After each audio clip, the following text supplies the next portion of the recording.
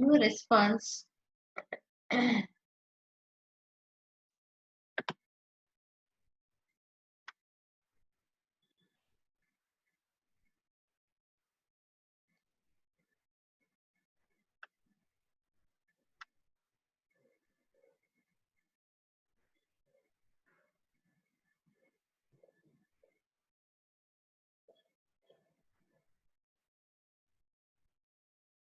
Okay, let's start.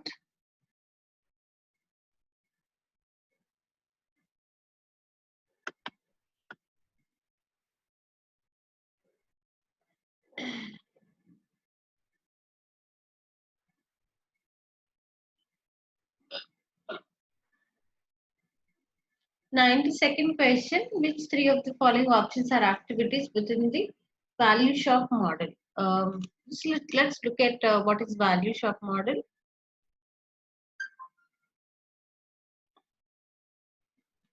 Now, value shop is an alternative representation of value chain for a professional service firm.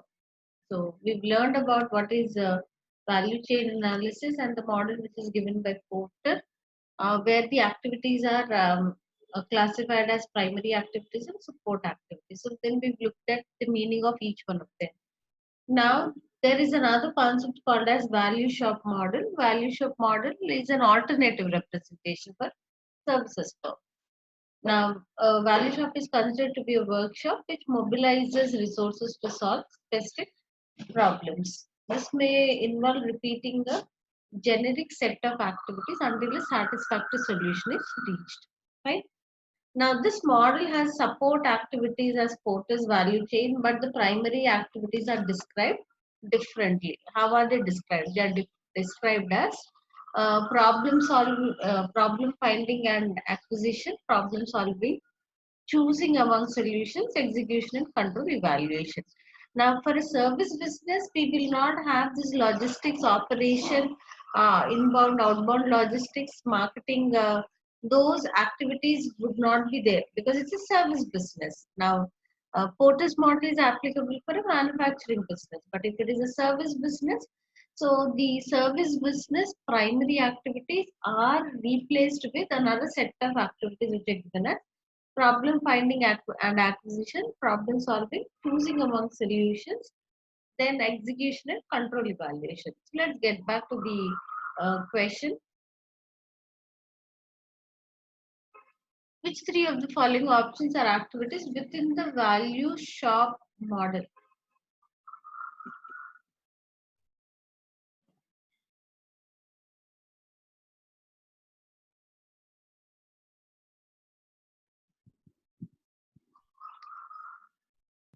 Remember that it is only the primary activities are replaced. All the supporting activities are there as they are. Since the B, D, okay. What about the support activities?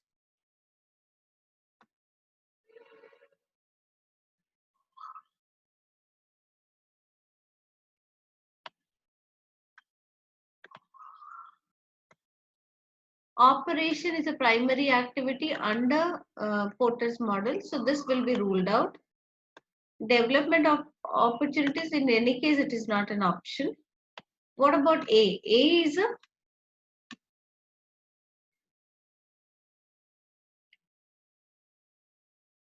procurement is what type of activity?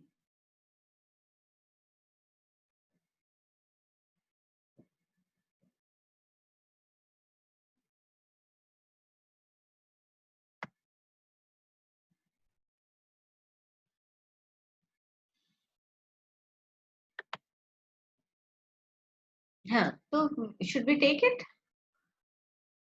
Supportive activity. Should we take this one or not?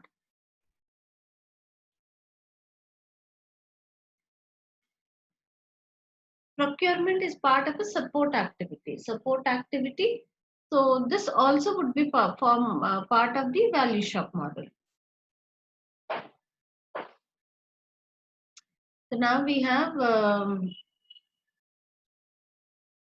the alternatives as procurement is there, choosing among solutions is there, execution and control is there.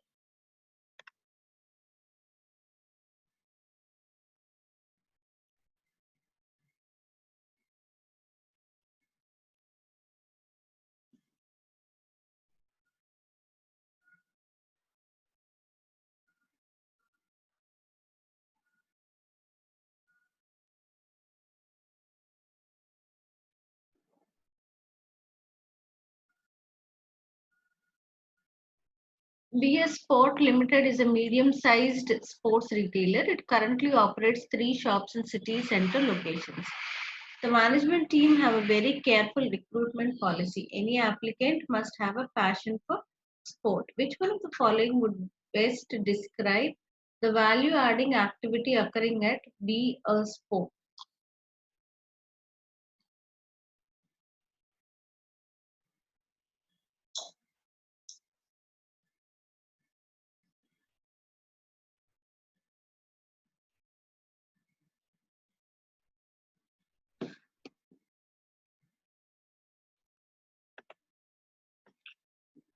QoS is a marketing consultancy business. QoS most recent corporate analysis has identified that three new businesses have recently entered its market and started aggressively targeting QoS key clients. Which one of which one of the following categories would these new business entrants to the market be classified within as part of the QoS corporate appraisal?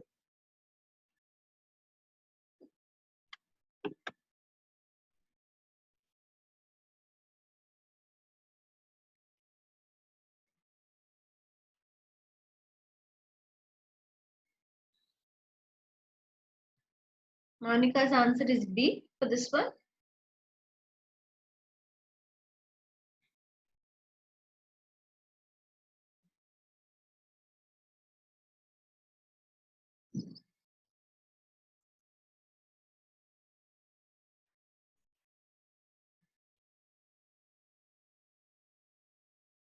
Yes, it's a threat because three new businesses have entered, isn't it? Three new businesses have recently entered the market. So threat is the right one.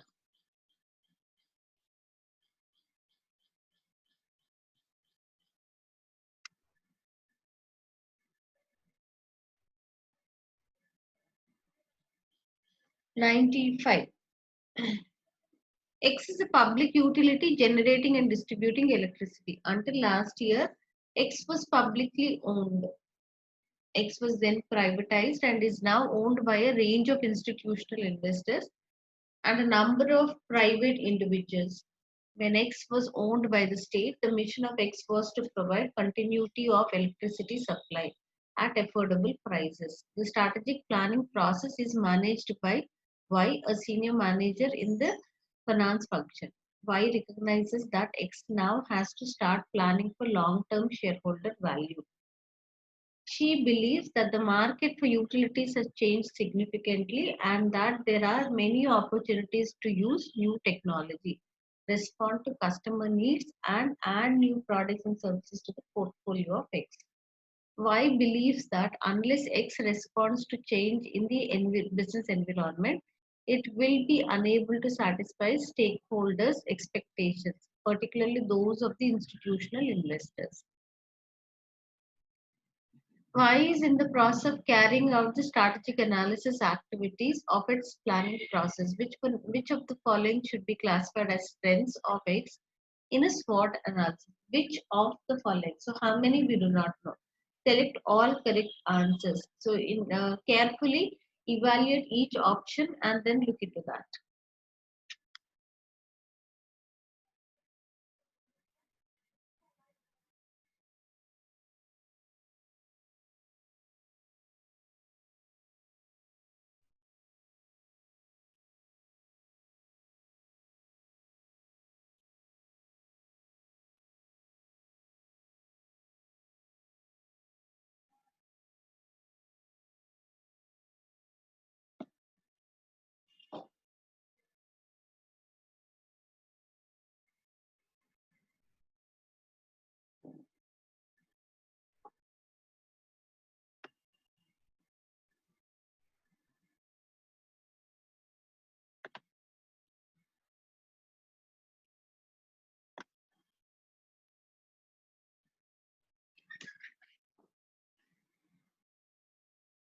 Yeah.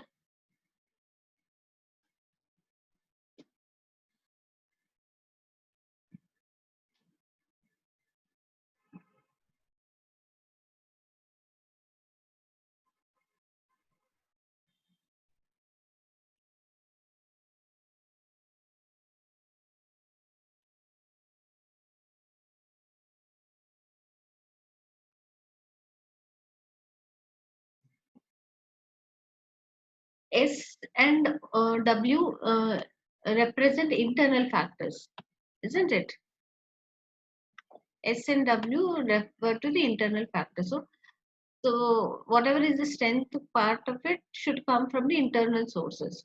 X A talks about the market for utilities, so this can be ruled out. Then B, X generates and distributes electricity. Generates and distributes electricity is a statement, but is it representing their strength? They are an electricity generating business, so X generates and distributes electricity. So can we put B? Think about it and tell me, can we put it as a strength? That is their business. It is not a strength which is reflecting here. The privatization of X took place last year. So now this is an external force. X has sophisticated systems for identifying and repairing power outages. Sophisticated systems. So this is a strength. Y recognizes that X now has to start planning for long-term shareholder value. So now there X, Y, now that X has started, uh, okay, X has started planning for long-term shareholder value. So that internal planning, management, organization, all that is there. So then we cannot, I mean, that becomes a strength. So D and E are there. Now tell me about whether we should have B. B is an only a statement. Now here E, it says that they've already started planning. They are one step ahead. So that becomes a strength for them. Here, this is the nature of business. So it is not a strength. It is an internal factor. Yes, agreed. But then it is not a strength. So we go with B, D and E.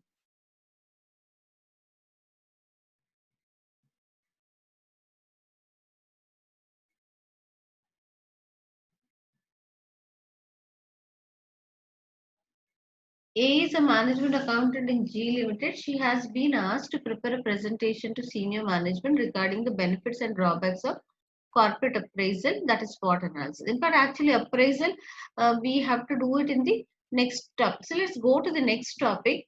Once we discuss about what is that, and then because once again we have to do about the SWOT analysis there. So let's start with the next chapter here. And then, because when we are talking about position auditing is nothing but SWOT analysis. So that's corporate appraisal. SWOT analysis, we also have looked into under when we are looking at the internal analysis, when they are looking at the resources and competence, how do they identify that? That is also based on SWOT analysis only. So here, for the next chapter, that is the strategic options framework for generating strategic options. Again, we have to learn about the SWOT analysis. So corporate appraisal is about SWOT analysis. So let's finish this particular topic, and then go and solve the MCQs.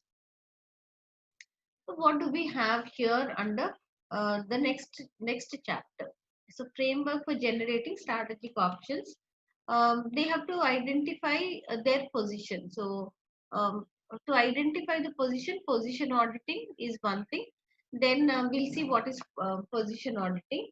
Then the forecasting has to be taken up. How do they forecast for that?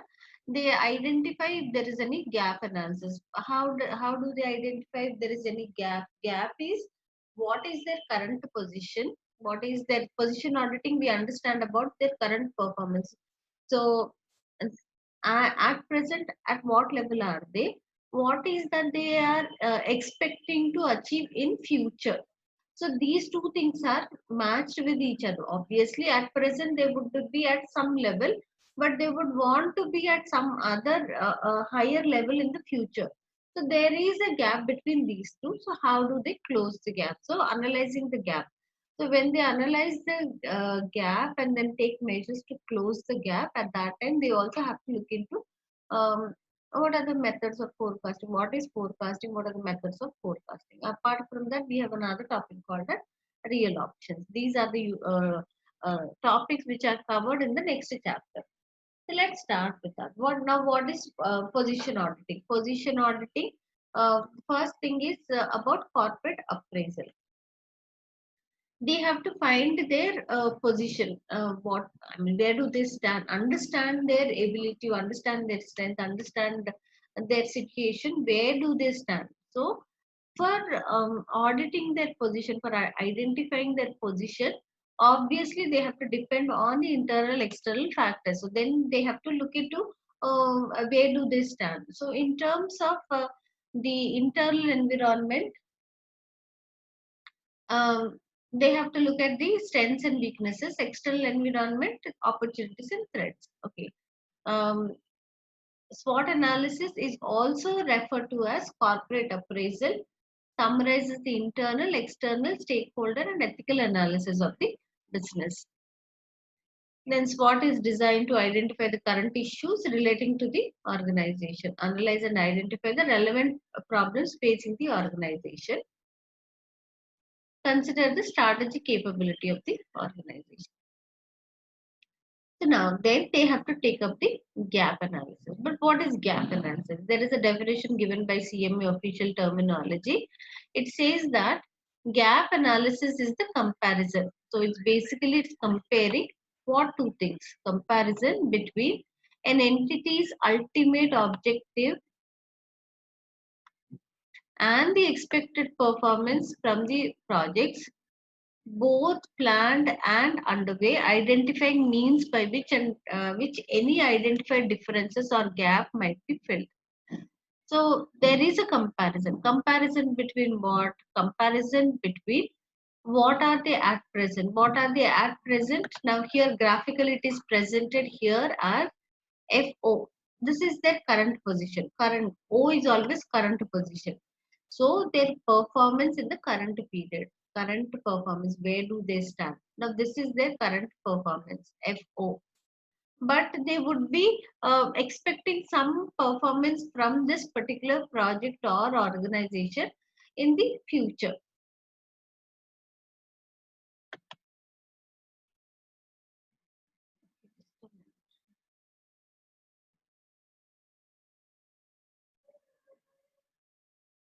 Now, now, now, can you see the PPT? I'm really sorry, I didn't observe that. Are you able to see the PPT now? Okay, done. I'm really sorry. This is the next chapter. So it says that we have to learn about the position auditing. Then uh, where do they stand? Understand that, and then take up gap analysis. Gap analysis is what we are discussing now. And based on gap analysis, what is forecasting? How do they forecast? And the real option. These are the topics. So when we start with the position auditing, position auditing talks about first understand the appraise the organization, corporate appraisal. So when the corporate appraisal is done, so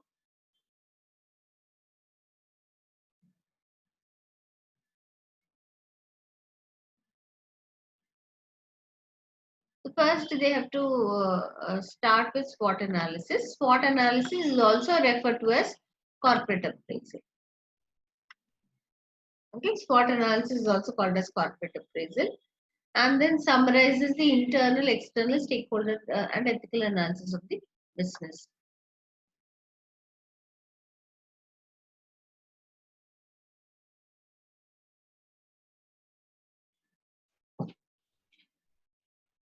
So the internal environment, they understand the strengths and weaknesses. External environment understand the opportunities and threats. Now, SWOT is designed to identify the current issues relating to the organization, identify the relevant problems facing the organization, consider the strategic capability of the organization.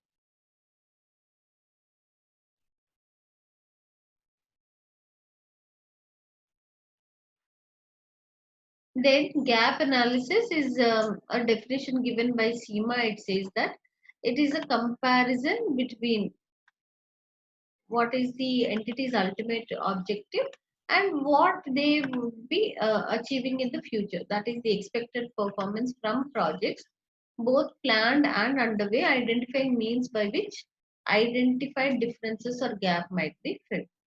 So now here, graphically, there is a picture given here. It says that the current period, the performance is given as FO. O is always the current period. So FO is their performance at present in the current period. What is their performance? Then they also have their expected performance in the future. So the future performance is expected to be at T.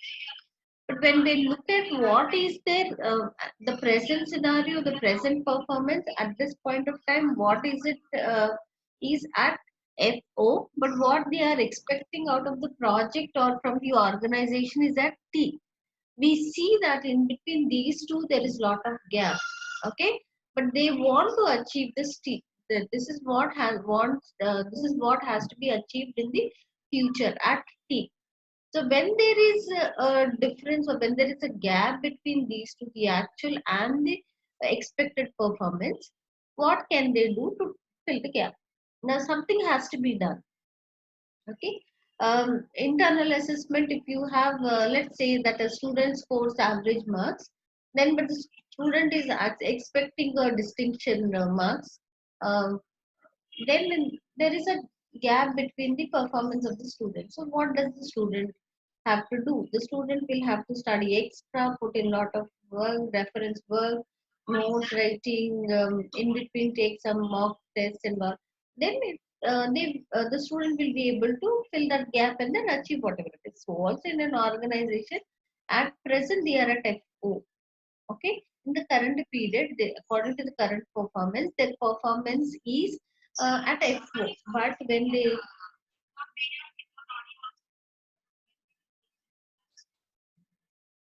then if they want to achieve a T, in that case, what should be done? So what should be done is given by two alternatives here. One is efficiency gap, another one is expansion gap.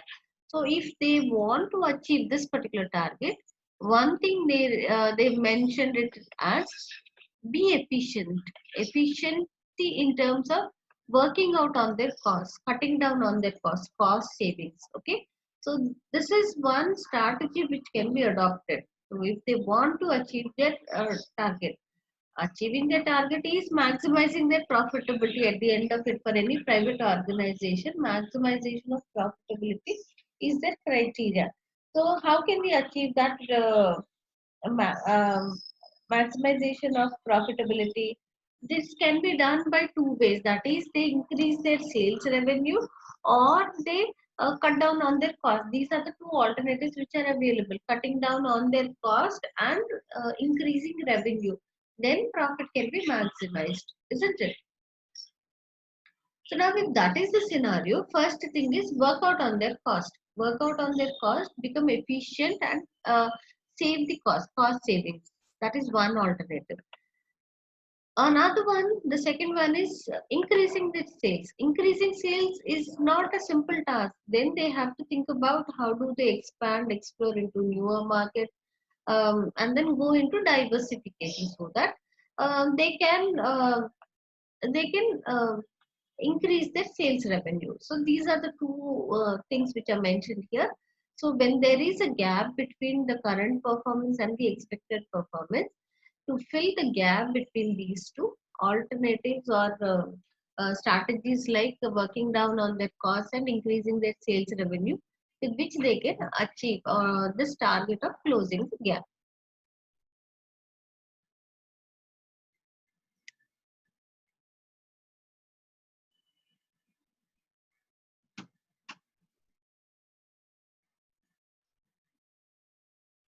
What are the pros and cons of gap analysis? The advantages and disadvantages. Okay, um, that's the starting point for debate.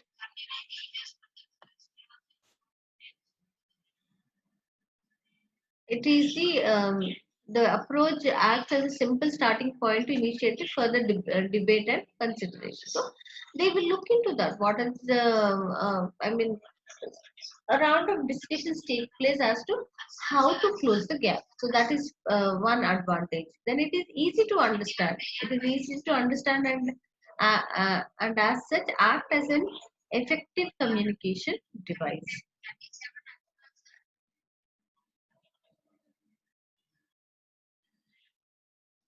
Then third one says it highlights the need to keep an eye on the long-term horizon and draws attention away from the short-term focus. So when they can I mean when they uh, mention what is the expected performance, the focus can be towards. Otherwise, generally there is one um, dysfunctional behavior of the management and the employees to look at only the short-term period. So if they can earn profit in the short run, they are content with that. They're satisfied with that. But then that in a way may affect the long-term profitability. So when they look at the long term, when they have the expected performance for the long term already decided, defined, then it is not only that they look at the short term profitability, but they also will not take any decisions which can affect the long term profitability. So that's another important point, right? So it gives them a chance to focus even at the long term. They can look at the long term period and then plan for the long term period. Then it provides some basic options that may be considered for closing gap. Once there is a gap, gap will be closed. Measures will be taken to close the gap. But if it is not identified that, all the time expecting something and not understanding whether it is feasible for them, possible for them to achieve that, then there would be no gap analysis, there would be no gap identified, there would be no analysis to close the gap. But once they identify what is their expected um, performance and what is their where do they stand, when they understand their position, what is their present performance, then measures will be taken to close the gap. Okay, if it is held as a tool to assist and not as a solution provider, the approach still has a place in most planning systems within organization. It is a tool to assist. uh, like it says that management accountant is not the solution provider. He only provides information to the management to take decisions. So also this is only a tool to help, but this gap analysis itself doesn't find the solution. Sixth one talks about it allows the questioning of the realism of the objective. Okay, it allows the questioning of the realism of the objective. So feasibility is looked into. Okay, if they have okay the day when a player starts practicing, then if he dreams of becoming the number one athlete, that is not sufficient. Then he should understand his strengths and then work towards achieving that. Right? Mere expecting mere desire doesn't allow them to achieve that. So is it possible? Now, for every athlete or every cricketer cannot become somebody great in the cricketing field, isn't it? But the desire would be there anyway. Now, a student also would want to be the topper, but then that is a desire. Then, added to the desire, the efforts also should be taken into consideration. Do they have that required skill set is very important. So, the feasibility can be looked into. So, that's another thing. Stable environments will still provide a basis for effective gap analysis. Then there are disadvantages or limitations of this is can be expensive with little benefit. If they go on analyzing this, this is time consuming. This is time consuming because they have to understand there are so many aspects, and then um, some team has to be involved in working out on identifying the gap and closing the gap. So that is a time consuming process, costly and expensive. The organization size, if it is big with complex activities and many functions, then in that case for them it would be beneficial. But if the size of the organization is small and the structure is simple, if they go on analyzing that in terms of what is the expected performance and all that, it's a time taking process. It may not give them as much benefit as which is expected. So it is not always suitable for all organizations. If it is not beneficial, if this analysis is not beneficial, then it is a waste of time and money for the organization. And this one does not help resolve conflicting objectives. So if the objectives themselves are not clear, there's no clarity, there are conflicting objectives, then those things cannot be solved with the help of gap analysis. Then, after the gap analysis, the next part of it is forecasting, looking at the future, predicting the future. So, what is the definition? Say, forecast is a prediction of future events and their quantification for planning purposes.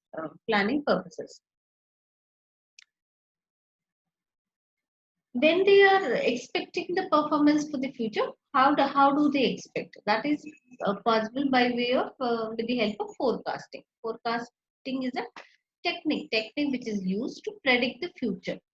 So forecasting is a prediction of future events and their quantification. So whatever is the performance which they are expecting, that is quantified, presented in the form of budgets. Okay, quantification for planning purposes. So, under, I mean, how is forecasting done? Now, forecasting, it is prediction of the future. Prediction of the future presented in a quantitative form, or some facts, some figures are included. So that is included in the planning purposes, or it is helpful in the budgets, preparation of budgets. When budgets are prepared, these are financial plans. It is not just estimating the future and making a statement or giving an opinion. It is not about that. It is actually including certain figures for the future. Now, how is it done? For that, there are certain models which are applied. That is, one is statistical models, then system modeling, then intuitive methods. These are taken into consideration for forecasting. Now, why is forecasting important? Forecasting is important to understand what has to be achieved in the future. Now, if an opinion is given, if it's a qualitative statement which is given, it may not be easy to comprehend, understand that, and apply for the future. So, the prediction should be quantified and included in the form of budgets. If budgets are prepared, if they are included in the form of budgets, then it becomes easy for them to understand what is the plan for the future. So then everybody in the organization understands your plan for the future and implement that plan for the future. So therefore, forecasting is very important. Now, to forecast the data for the future, first set of models are statistical models. Statistical models, the first one is time series. Next one is a regression analysis, and the third one is trend analysis. You must have learned about statistical analysis till now. Now that you're in PG, you must have somewhere or the other learned about the statistical models. Time series considers a time period, the data for a time period. Okay, and then the data is analyzed so that based on the data of the past, the same thing can be applied. I mean, the way, the pattern, the structure in which the data moves over a period of time can be applied for the future period also. That's time series. Regression talks about um, uh, establishing the relationship between two variables. If it is a simple regression, relationship between two variables. If it is multiple regression, um, dependent variable is dependent on multiple independent variables. So let's not get into the intricacies, but it establishes the relationship between variables. So with the help of the relationship which is established between the variables, for every change in the independent variable, how does the dependent variable changes? That is what is forecasted or estimated with the help of regression analysis. So regression analysis first establishes the relationship between variables, and then with the help of that established relationship, forecasting is taken up for the future. Trend analysis is establishing the trend from the past data. They identify a particular pattern, they identify a particular trend for the past data. That trend is extended to the future to understand how the future data um, would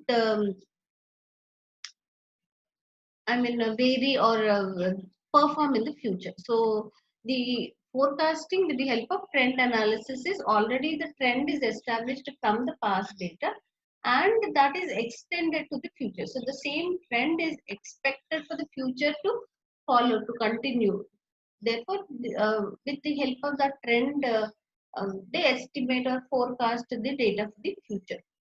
There are certain drawbacks of statistical models. Let's look into what are the drawbacks of statistical models. Okay, the first one talks about they assume that past results are a good indication of the future.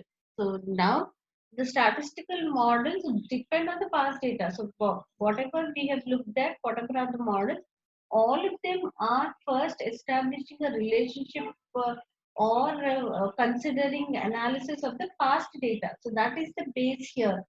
So all the past data is first um, analyzed, considered, and an assumption that whatever happened in the past will also happen in the future. But future is so uncertain. So there is no assurance that whatever happened in the past also will happen in the future. So it starts with an assumption that the past data, the past performance will also continue in the future. That's the first assumption here for statistical model. But that is not true about it. It is not possible that whatever happened in the past will also continue to happen in the future. So that becomes the first drawback of statistical model. Okay, why? Because there are changes uh, which take place from time to time. So then, whatever are the expected changes, the technology changes, then the scenario in the economy changes, all the other factors, the taste and preferences change, the political scenario changes, all the factors, the internal factors, external factors, they change. When they change, expecting something what happened in the past for the future also um, is not appropriate. Therefore, that becomes a drawback. The next one is regression analysis assumes that two factors are strongly correlated. What does it mean? Strongly correlated. When two variables are selected, two factors are selected, two variables when they are selected, um, it is a relationship is established, and we understand that they change in that particular pattern. The correlation, the relationship between these two things is established, and um, it assumes that um, they are strongly correlated. If a change in one variable takes place, according to whatever is the relationship, either positively correlated, negatively correlated, whatever is the relationship which is established, it is assumed that in the same pattern, the variable, the dependent variable also will vary for every change in the independent variable. Okay, so it may not be. It may not be. The factors can get affected because of other reasons also. So that is another disadvantage or a drawback of statistical model. Regression analysis is only likely to be accurate within the range of the past data collected. So if the same set of things what happened in the past, if they continue in the future, then it is applicable. But we've already discussed that it is not possible that the same thing can continue in the future. So that is a disadvantage. Then it can be very difficult to accurately build in seasonal and other fluctuations into time series. Time period is taken, the past time period is taken into consideration. Now, the time should be understood as um, a regular, the trend is in a regular fashion, it is about seasonal, whatever is the period which is taken into consideration. Um, the fluctuations, it says that it's very difficult to accurately build in seasonal and other fluctuations.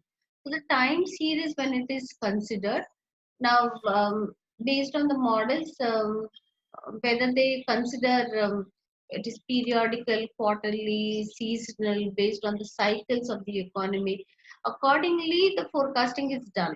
Okay, but then the seasonal and other fluctuations into the time series are very difficult to build in, because the seasonal forecasting depends on the seasons and the what happened in the previous season to happen in the next season. To accurate that may not be possible. So seasonal fluctuations are difficult to estimate. So time series, when we are considering that, that is a drawback. So there are easy to do is adopt the statistical model. It is easy to adopt them because we have already identified or we have established the trend and pattern or structure of the past data. So applying for the future is very easy. We make the same assumptions and apply for the future. But then it is not always possible that accurately it can be predicted. Forecasting, depending on statistical model, has certain limitations, certain drawbacks. Then we have intuitive methods. Intuitive methods,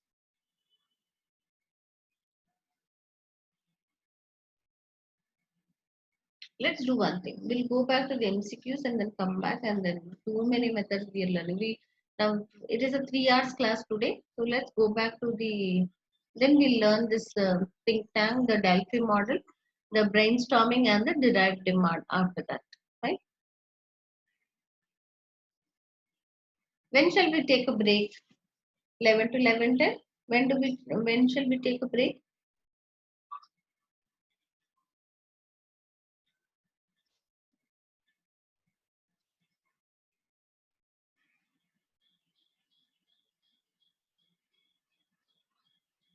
No one's listening to me. 11:30. No, the class started at 9:30. No, so 1.5 hour, 1.5 hour. 11:30 we'll take a break.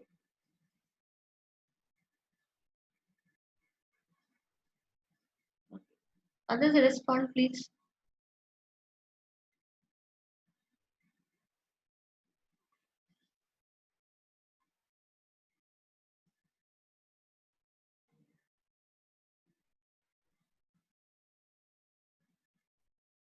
Oh, okay, for what? 11 or 11:30? 11:30 is fine. 11:30. Done. Okay, we'll take a break at 11:30. Take a break 10 minutes and then come back. Done. That is also fine, absolutely. Okay, then let's continue then in that case. I thought we'll take a break at 11. No, we'll continue with this one, no problem. Think tank. Okay, the name itself says that it is about thinking. Think tank.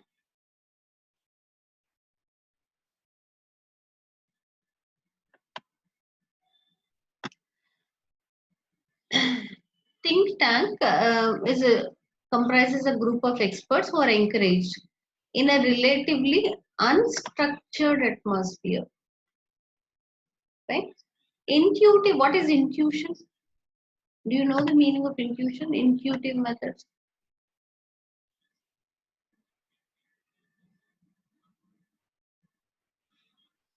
Intuition.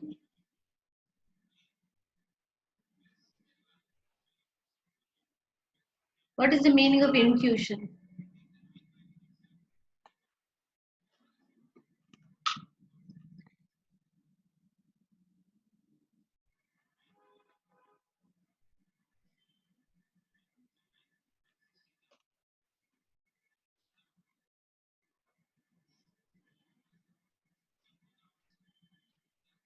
Search in Google and tell me at least. You can look into Google and then tell me.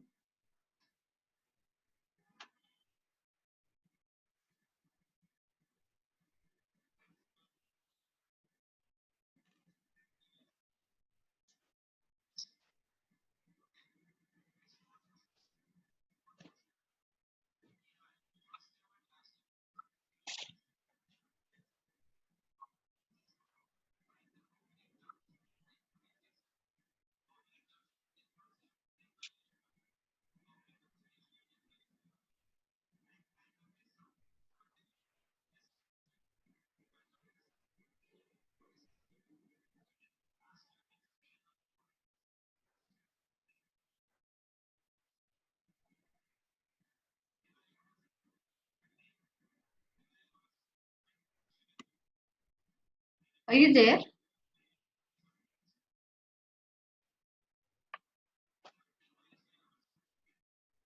Intuition is what in the regular usage language we say it is our gut feeling. It is what we feel that it is true. Is intuition, isn't it? You feel, you have a sense of feeling that something would happen. That is intuition. So intuitive methods are not structured as systematic methods, but they are based on certain feeling that something would be right. So intuitive methods, under that we have four models there. The first one is about the think tank model. Think tank model talks about a group of experts. So it's just that not in a structured way, in an unstructured way, a group of experts come together and then they speculate or they estimate the future. So now that they are now that these are a group of experts, they have their opinion about it. Therefore, they express their opinion, and that is applicable, or that is considered to be the forecasting for the future. But it is not like a statistical model where they are depending on the past data, take out the um, the um, uh, pattern or the trend of the data and applying it for the future. That is not the case here. Just that few experts, they come together and then they discuss about what would be the future and how to estimate the future. So it is group of experts then to speculate about future developments in particular areas and to identify possible course of action. It is just like a meeting which is conducted, and then they come out with their opinions. Usually, the decisions are taken in that particular fashion. There is no particular, I mean, justification of why they think so. Because of their expertise, because of their experience in the past, that they they offer their opinion in terms of the prediction. They offer their opinion, and since it is not only one person, uh, then a group of people, because a group of experts, they come together, each one of them contribute to whatever is the situation, and then accordingly decisions are taken. So it says that the relative independence of its members enabling unpopular, unacceptable, or novel ideas to be broached. They could be biased. There is a possibility that they could be biased. Okay, and each one of them then they can come out with what they think is appropriate, and those things can be uh, expressed there, which can be applied in the decisions. The relative absence of positional authority in the group, which enables free discussion and arguments to take place. The group nature of the activity that not only makes possible the sharing of knowledge and views, but also encourages a consensus view of preferred scenario. So they can be biased. They can take decisions based on whatever is the opinion according to them. Based on that, they can um, take decisions.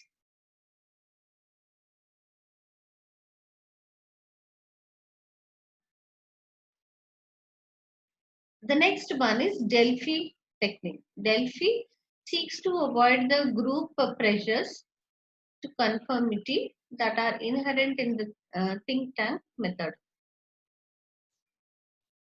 It does this by individually, systematically, and sequentially interrogating a panel of experts. So, there under think tank method, it was just they contribute their opinions and their ideas are pulled up and they are take a decision. But then Delphi seeks to avoid that group pressure. So, panel of experts are interrogated in a systematic manner. Members do not meet and questioning is conducted by former questionnaires.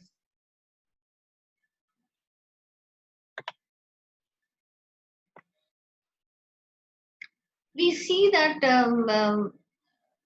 sometimes the questionnaires are sent to our mail or um, some important uh, companies or products, and then they send a questionnaire to your mail, or you are handed over some um, survey sheet or survey form, and then you fill in those things. So all of them do not meet at one place to express their opinions, but in individually, person by person, they are expected to present their opinion. Where the experts are speculating about the future, they are asked for subjective probabilities about the predictions. So those are open-end cases, open-end questions where they're asked to give their opinions about what would happen, what should be expected, these things. So then a central authority evaluates. After collecting all these responses through questionnaires from various people, somebody evaluates that. Okay, central authority evaluates the response and feeds these back to the experts who are then interrogated in new round of questions. That is the Delphi technique.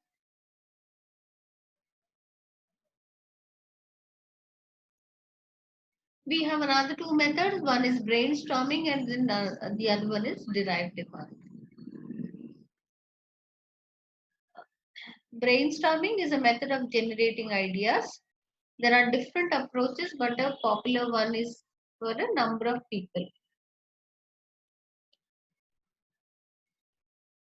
Between 6 to 15, drawn from all levels of management and expertise to meet and propose answers to an initial single question posed by the senior leader. Then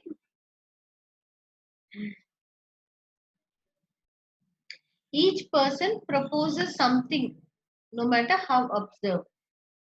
Then no one is allowed to criticize or ridicule another person's idea.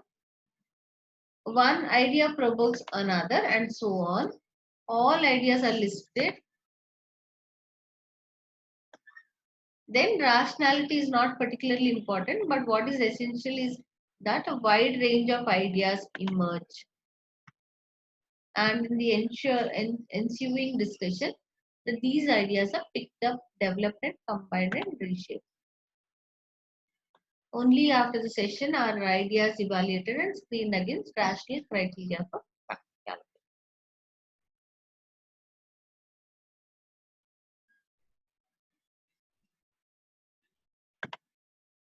This is a model of generating ideas. A group of people are um, called in, to form a group.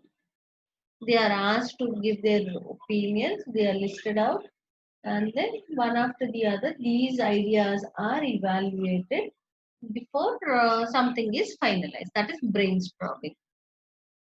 Initially, all ideas are collected from these people, who are drawn from various levels of management. Then finally, then these ideas are evaluated and some decision is arrived at, and that is applicable for the future. Derived demand exists for a commodity component of good because of its contribution to the manufacture of another product. Derived demand is the demand which is drawn because of other factors. So the other product, what is the derived demand? Taking that into consideration, what is the contribution towards? It says that contribution to the manufacture of another product. So that is taken into consideration. Um, Demand is anticipated for that um,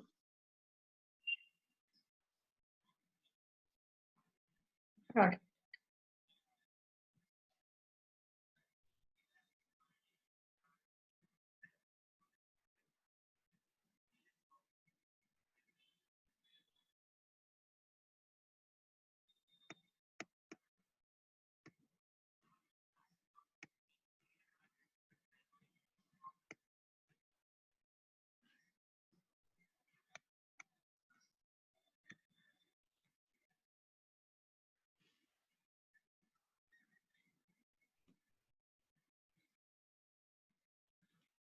Just a minute. 1 minute. I'm here only. I think my arrangement of slide has missed one thing. So we have to still do what is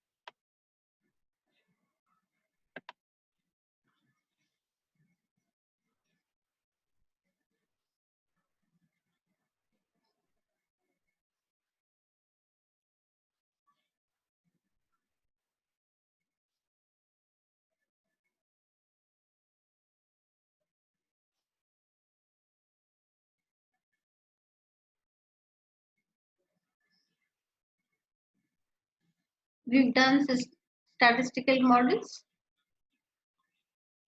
We've done statistical models. We've done intuitive models.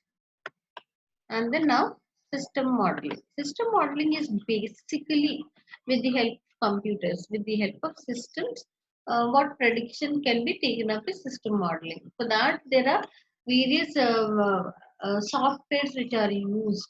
Okay, many large firms seek to develop sophisticated model programs to model economic systems, market competition, and so on. Okay, a number of software products are available to help with this. Most large accounting packages will include forecasting facilities. Enterprise resource management software generally provides includes facilities to model business process, because with the help of these software packages it becomes possible for them to estimate the future. So large volumes of data is collected and it is stored, and then this is analyzed, and with the help of the computers or the systems, if there is any forecasting which is taken up for the future, we call this as system modeling. So we've learned about what are the statistical models, what are the intuitive models, and the system modeling. System modeling is with the help of systems, right? The next topic is what is foresight.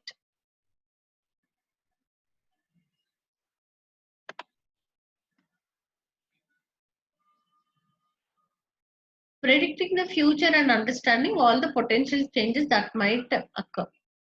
Uh, there are advantages of foresight which are given by Irwin and Martin. What are the advantages of foresight? There are advantages given in terms of C's. First one is communication, concentration, coordination, consensus, and commitment. Whenever there is planning, one of the advantages of planning is when there is planning, forecasting, prediction for the future, then based on that, the quantified plans are prepared and communicated. So first thing, what has to be done in the future can be communicated by way of these forecasting techniques, these forecasts, these plans which are prepared. So everybody has to perform well is a statement, but what they have to perform well when it is quantified, it becomes easy for them to understand that. So it helps in communication.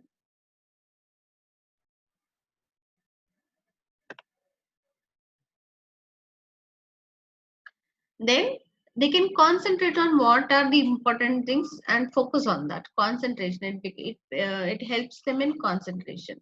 Now that everybody understands what is the course of action for the future, everybody performs according to that. So now the plan is known to everyone. Why? Because it is already communicated to them.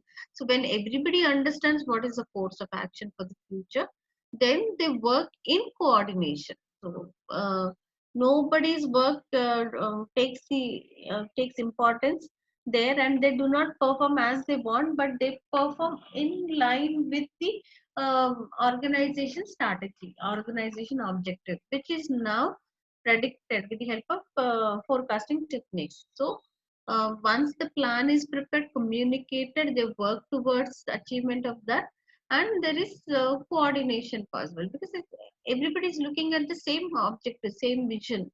They're looking at the same goal to be achieved. So there is coordination. Okay. Then they agree. Consensus is the agreeing of various people in the organization, and they work with commitment. Okay, these are the advantages of foresight. Okay, what are the typical foresight techniques is what we have to learn. What are the typical foresight techniques? So let's start with the first one, with the scenario planning. I hope it is clear till here.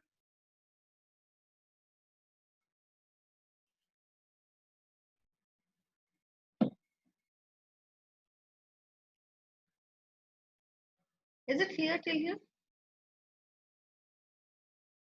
The first one is scenario planning. What is scenario planning? Scenario is a possible thing which can happen. Okay, so whatever is expected to happen in the future, but it is uh, the very characteristic of future is uncertain. So with certainty, only one thing cannot be expected for the future. It may be like this, it may be like that. So there are so many things which can be expected for the future. So when there are many possible things which can happen for the future, then planning should be taken up for all these scenarios, all these things which are expected for the future. If event A happens, how do they um, take up the course of action? If event B happens, then what is the alternative? If event C happens, how would they react? That is what is scenario planning. First step is identify all the possible scenarios for the future. It could be good demand, it could be tax imposition, it could be customers demand is more for their products or less for whatever are the various scenarios first should be identified, then planning should be taken accordingly. That is scenario planning. The steps are given here, which say that identify high impact, high uncertainty factors. So first identify what can happen in the future. So the events, what are possible to happen, the causes, what can happen, the factors, what can happen in the future. Like examples I gave you, demand could be more, or tax imposition is there, or a subsidy is given, or uh, see, US economy, they're predicting so many things. Why? Because there is in the coming few months, uh, there are elections in the US economy. So then there are so many anticipations which are happening. So a political scenario also makes them to plan accordingly. During that election scenario, what would happen? So like that, there are so many things which are dependent there, right? Um, Identify high impact, high uncertainty factors. Then for each factor, identify different possible futures. So for each factor, what can happen? Okay. Um, Now the across the world, the situation is about this virus thing which is there. So there is so much of uncertainty. During this uncertainty, then they are thinking about how to act. From the government point of view, from the organization point of view, many colleges are cancelling off their licenses and then they're shutting down, or they are limiting the number of seats from an organization point of view. For the um, uh, at state level, there are certain plans which are taken up. How do they um, um, I mean, generate revenue? How do they provide employment to people? Because there was mobility of workers to their native places and all. So how to provide employment in such an environment, that rural environment. So they are coming out with that because people are tightened in terms of the amount which is available with them, income which is available with them, what alternatives like that. So there are so many things. First identify what are the high impact, high uncertain factors. So for each factor, consider what are the possibilities which can be taken up. Okay, identify different possible futures. Then cluster together different factors to identify various consistent future scenarios. Then write the scenario. Consider each scenario. For each of them, how would they respond? So the response, whatever is the scenario, what it would be prevailing. Write down the scenario for each scenario. Then identify what is the course of action. Monitor reality to see whether scenario is unfolding. If it is not feasible, then revise the scenario. So first, basic important thing is identify identify the possible events from the future. So for each of these situations, what plans should be taken up? So then list out all the scenarios and then take up planning. But how are scenarios identified? Scenarios are dependent on the uncertain factors, uncertainty factors of the future. First, identify the factors. On account of factors, what would be the responses? What would be the outcome of those high impact factors or scenarios? For each scenario, take up the planning. That is scenario planning. Then we have first one is scenario planning. Next one we have visioning. Okay, visioning involves management developing a mental image, developing a mental image of the organization in the future. This should be realistic, attractive, and better than the company's current state. Management can then devise ways to reach this future ideal. So the management should have a mental image of what would be the future like. Okay, that should be realistic, attractive, and better for the company. Morphological analysis, a systematic investigation of the components of large scale problems. Morphological analysis, investigation. Okay, a matrix is used to identify. A matrix is used to identify new reasonable combinations of these components that could result in plausible new outcomes.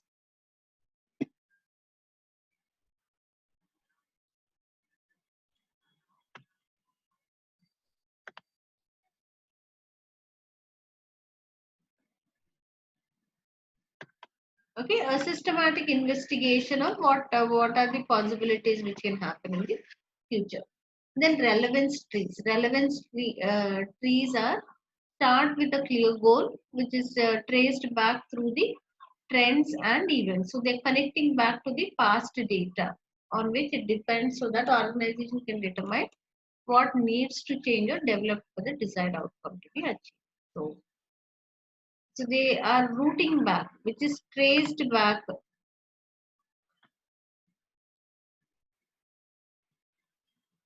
relevance trees. Okay, they're connecting back to the future based on whatever are the trends, and then plan for whatever is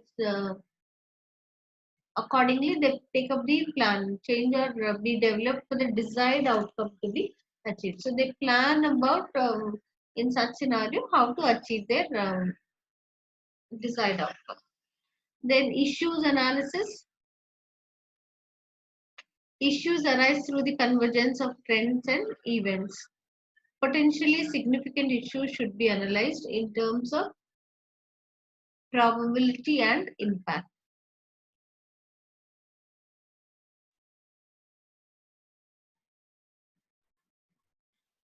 Um, the estimation of risk, I don't know whether you've learned somewhere, but then uh, the way in which planning is taken up for the future is um, because future is uncertain. Uh, First, all the events are identified. Events, whatever are the events of the future, are identified. On account of these events, what is the impact is estimated.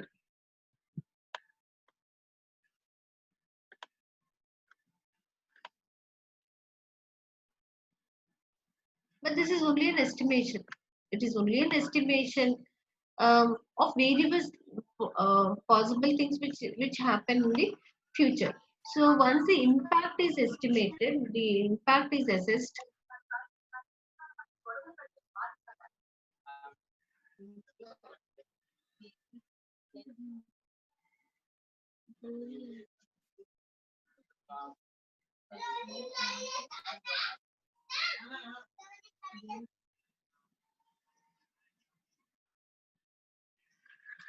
Okay, but these are only estimations. These are only predictions for the future.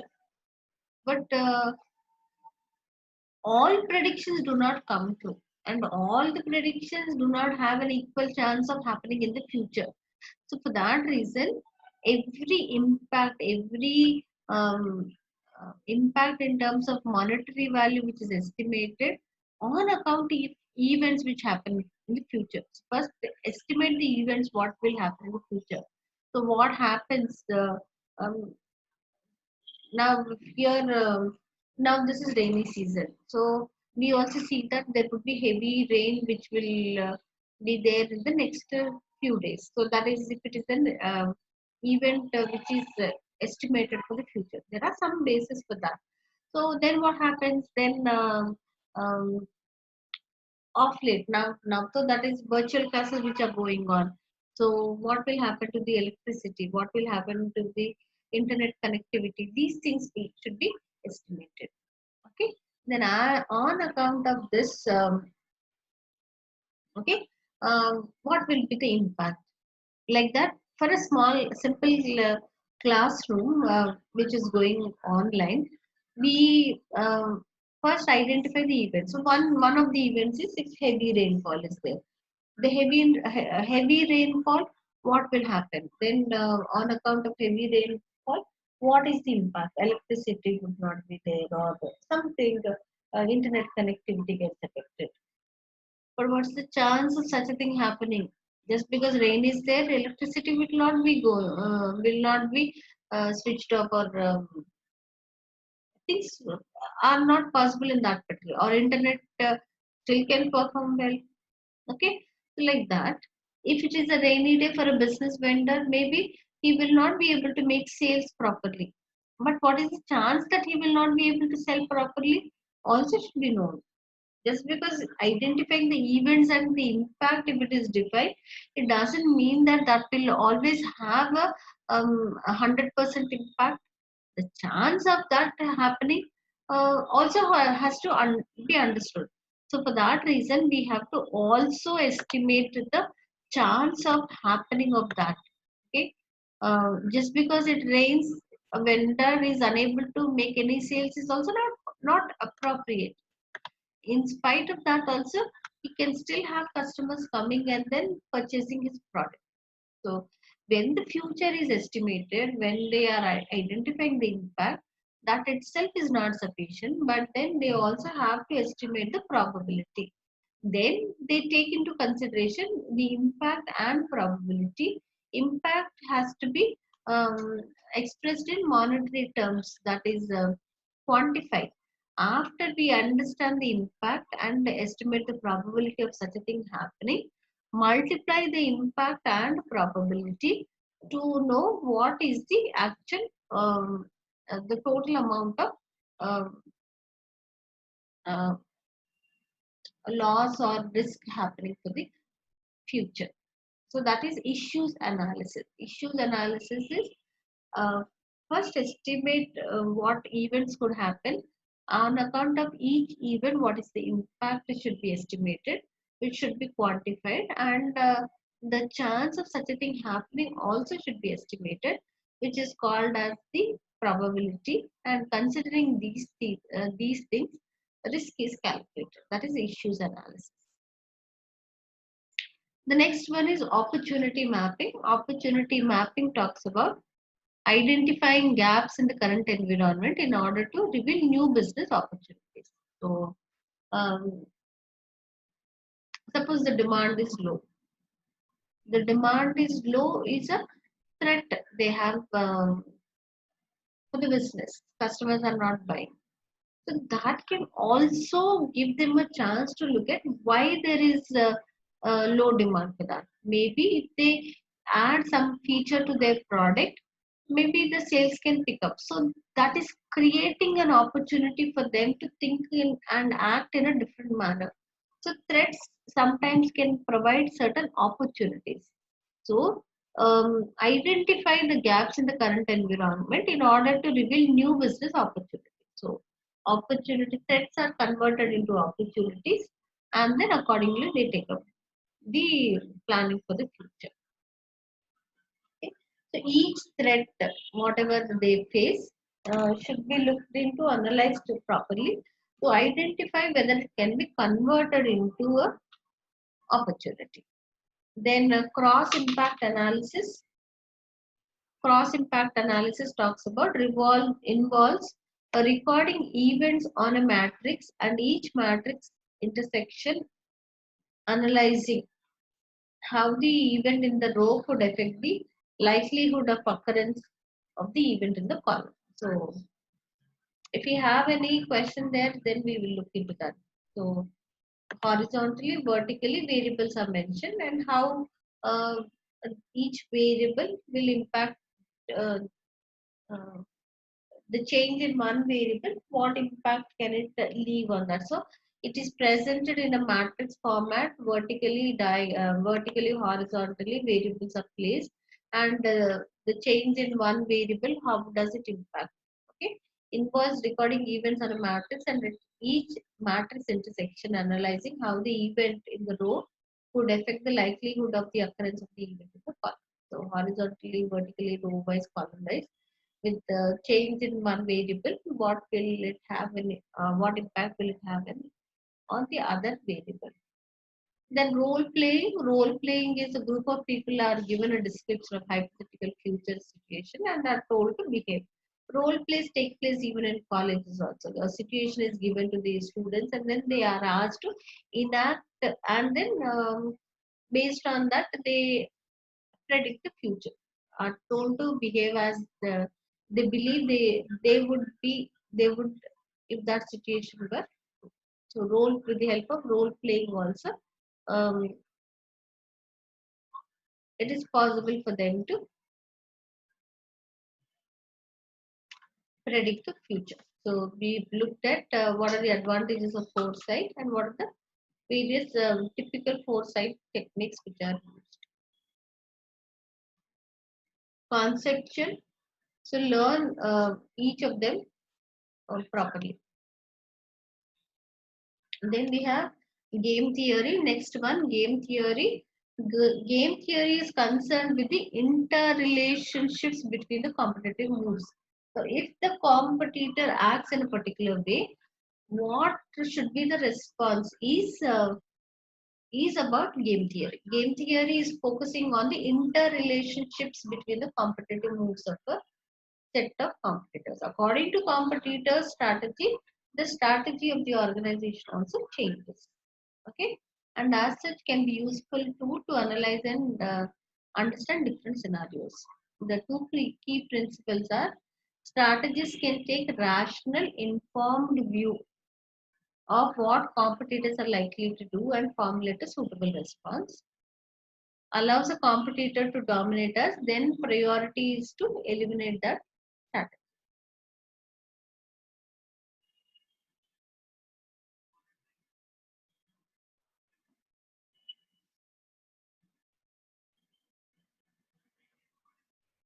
Then the next topic here is what are the real options? Real options are what options do they have to adopt for the future? The real options are option to follow, option to delay, option to abandon. These are called as the real options. So what options do they have? Follow on is when choosing a project, many managers will make their choice on the basis of net present value. Projects with a positive NPV will be accepted and the negative ones are rejected. Option to follow on. So depending on certain techniques, decisions are taken about whether they should accept the project or not. Option to follow on. Option to delay is see. Um, Immediately if a decision is taken, it may not have an impact. But if the decision is delayed for a future period of time, it can have a greater impact. So decision to delay, option to delay. So they do not start immediately. Maybe the the possible scenario is not prevailing at that point of time. Therefore, they delay it for a future period of time. Let's say that if the government is taking up to update the infrastructure of that particular region. So without that facility, without that infrastructure, if a project is taken up, then they have to work out on providing the infrastructure for themselves and then run the business. That may not be so very feasible for them. So they delay it to a time where it becomes feasible for them to start that. So that's an option to delay. So they start the project at that point of time when the other features are developed, facilities are developed, the other factors are in favor of them. So that's option to delay.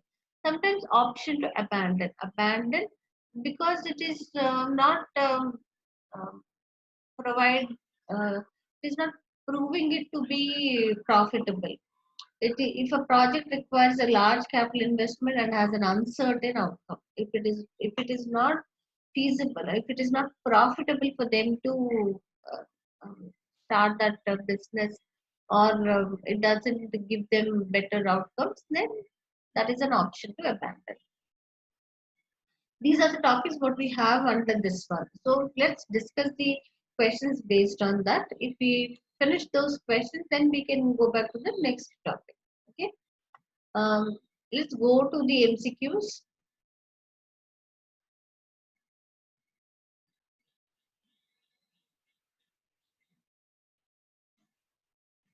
So we are at 96.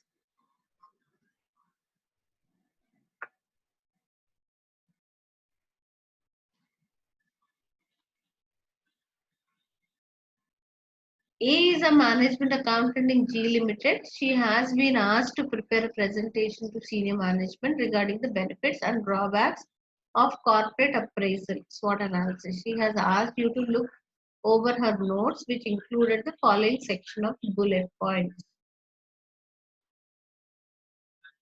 Corporate appraisal is designed to focus on the industry that the company operates within and assess the major industry-wide factors that may affect our strategy.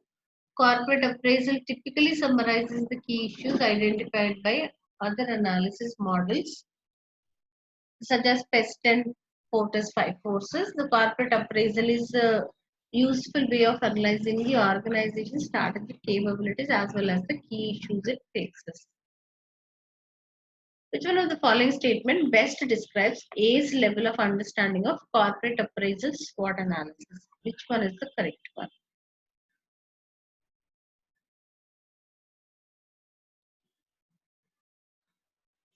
She has mentioned three bullet points in her notes. So read those bullet points and talk about which one is correct.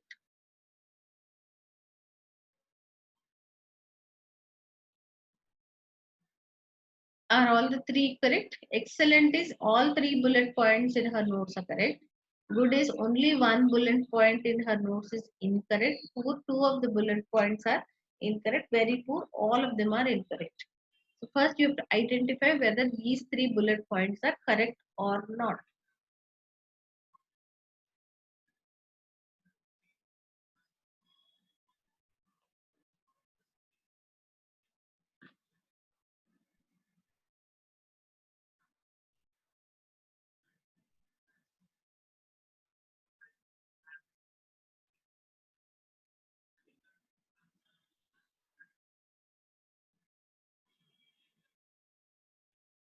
Are you there? No one's responding.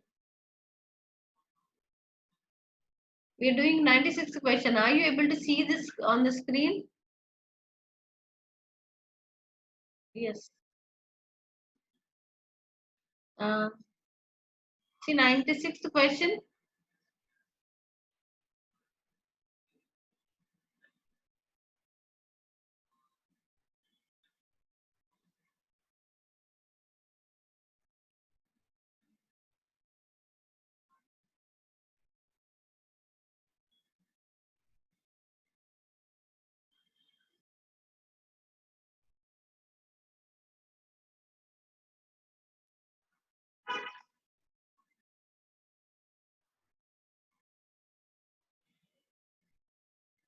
Are all three correct? There are three bullet points. Now she says that A is a management accountant. She has been asked to make a presentation to senior management with the benefits and drawbacks of corporate appraisal. Corporate appraisal is SWOT analysis. We've discussed already. So she wrote in her notes in bullet points. So there are three bullet points she has mentioned. So is the presentation excellent, good, poor, or very poor? How do they decide that?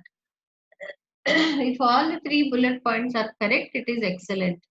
If only two are correct, it is good. One is correct, it is poor. All of them are incorrect, it is very poor. So, are all the 3 points correct?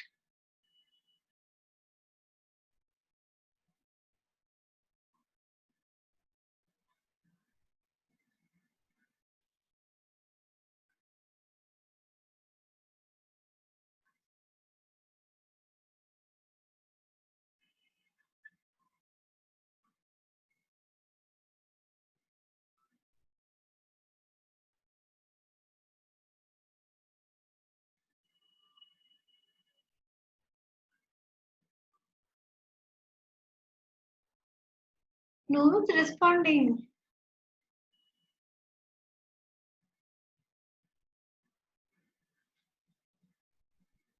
How many are there in the class?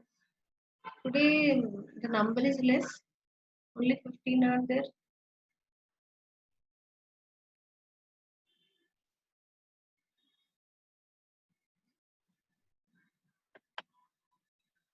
Disha, Disha.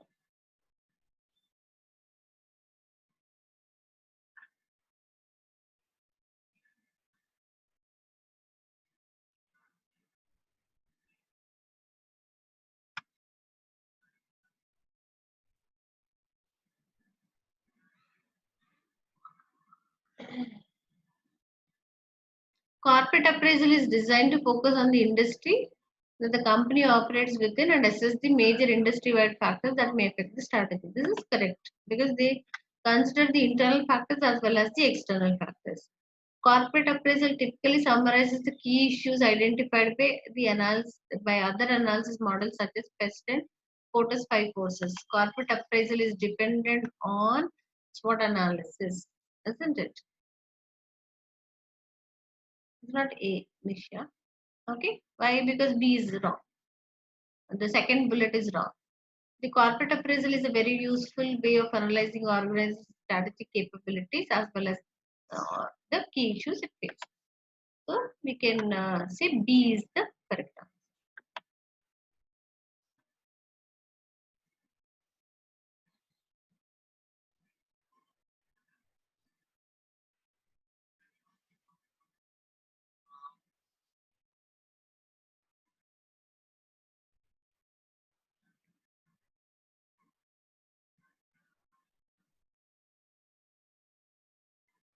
PAG is undertaking a position audit. The company makes and sells chairs and sofas and has a strong reputation within the market for quality at reasonable prices. PAG has identified that there is a growing market for office chairs. While PAG does not currently make this type of chair, their manufacturers should use similar skills and raw materials to their current product line.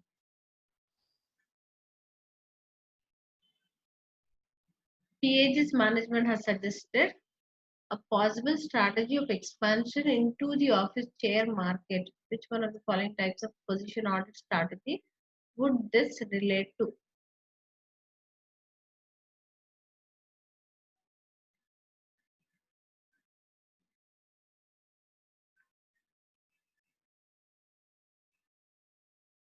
So it's the options are looking at whether it is an opportunity or a threat.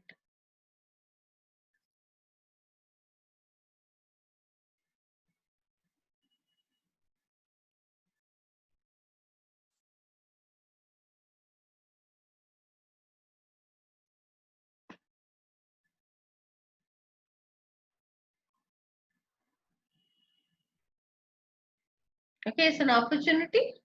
Why is it an opportunity? And present they do not make that those kind of chairs. PAG does not currently make. So there is an opportunity for them to make those type of chairs. Okay, they currently do not make the chairs.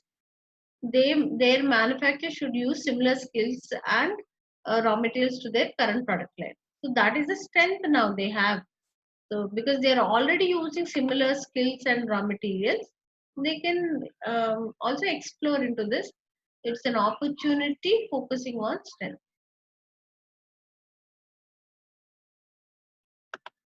D. That's right, Pooja. Which one of the following types of position audit strategy would typically be given top priority by an organization? Position audit strategy would typically be given top priority by an organization.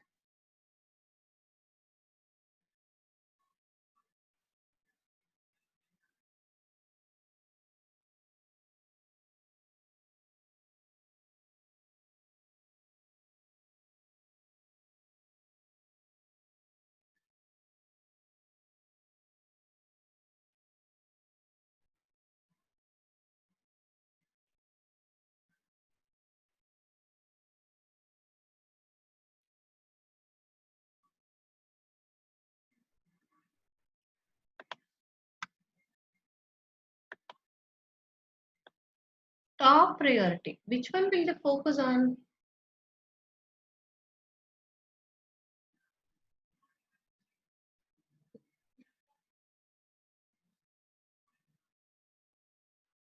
They they need not focus on their strength. No?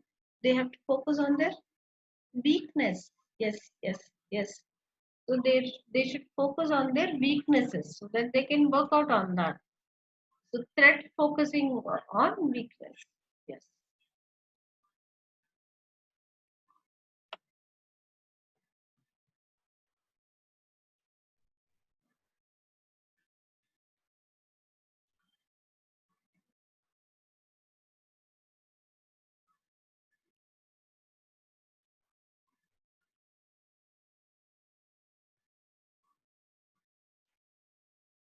Consider the following diagram. T represents the organization's desired future position. F4 represents the future performance from current operations. F1 represents future performance after efficiency savings have been made, and F2 represents future performance after new strategic initiatives have been undertaken. Identify which of the three gaps labeled on the diagram above is known as the expansion gap. Expansion gap. Gap 1, gap 2, gap 3.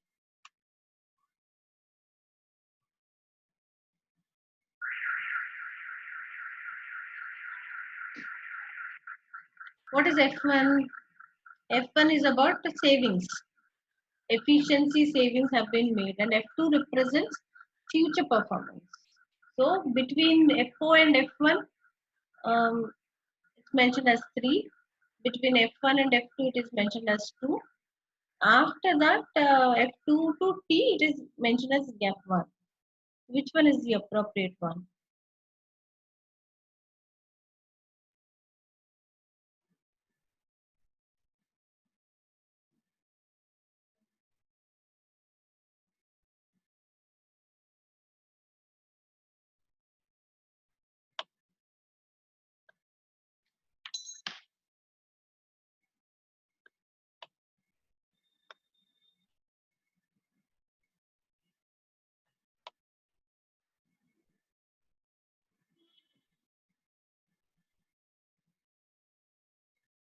F4 is there based on their current performance. Now, this is what is their performance. If they perform according to this is the level which they are going to reach, F4. But their expected performance is at T. There is a gap between this. So there are various strategies which are taken to see that the gap is closed. So the first F1 strategy is about saving their costs, cutting down on their costs, efficiency savings. Then F2 represents future performance after new strategic initiatives have been undertaken. Strategic initiatives are about expansion and diversification. Okay, so they generate more amount of revenue. That is at F2. Fine. So now the question talks about identify which of the three gaps labeled on the diagram above is known as expansion gap. First one is efficiency gap. Second one is expansion gap. Maybe I think I should put that PPT there so that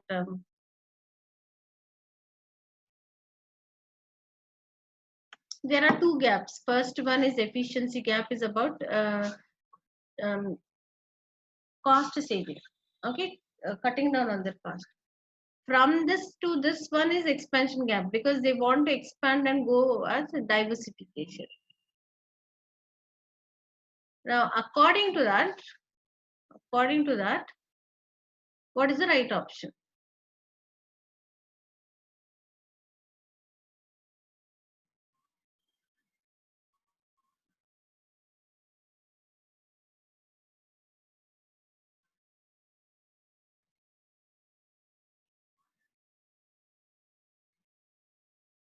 What happened? No answer is coming.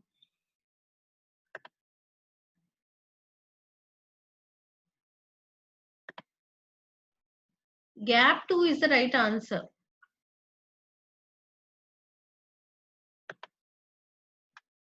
Between these two, we see that they plan about the expansion and diversification. So this is expansion gap. First, this is efficiency gap. So when these two things are combined, then they go for closing the gap.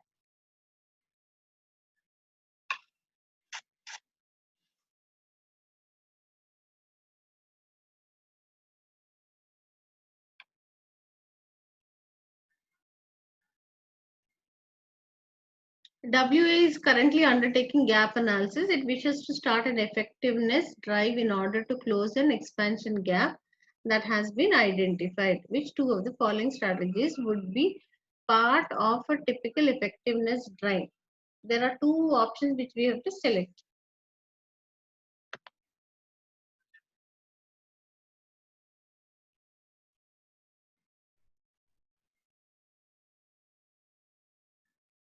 A, A is an answer. Okay. Two have to be selected.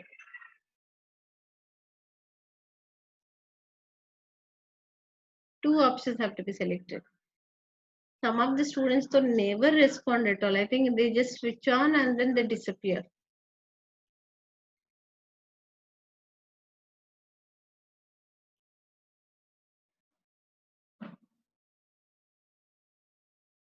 B also is an option. Okay. Let's see. Sourcing cheaper raw materials for the production process. Sourcing cheaper raw material is cost cutting, isn't it? Cost efficiency, cost saving. Increased automation to lower production cost, to reduce the production cost. So both B and C are about cutting down on the cost. D is development of new products for WS existing market. That is diversification. No? Development of new products is diversification. So the right answers are A and D.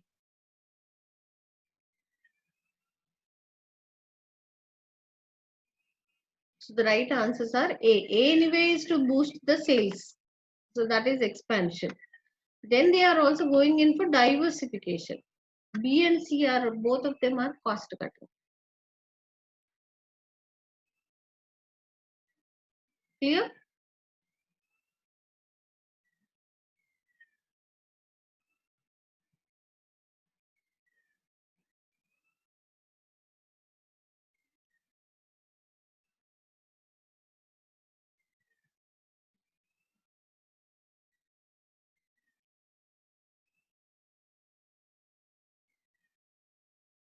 One zero one. Please, all of you respond. All of you respond. CH is attempting to develop its ability to accurately forecast the changes in its market and its likely future industry position. It has assembled a panel of experts to help with its forecasting exercise, but wishes to avoid them influencing each other's opinion. The company has therefore decided to interrogate each expert using a series of questionnaires, thus ensuring the experts never meet. Which one of the following forecasting technique has CH developed?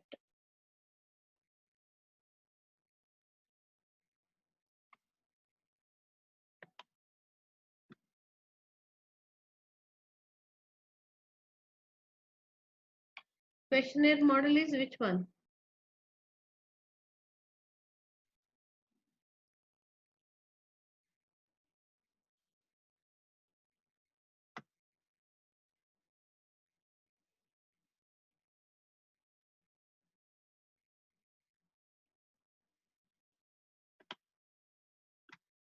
Questionnaires are given in Delphi model so that the experts do not meet each other. But all the experts are gathered here under think tank model.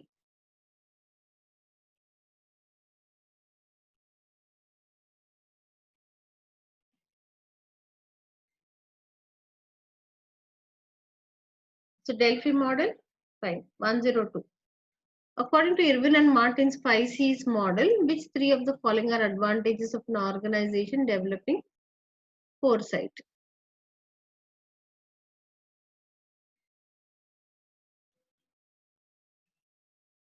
Which three are the right answers?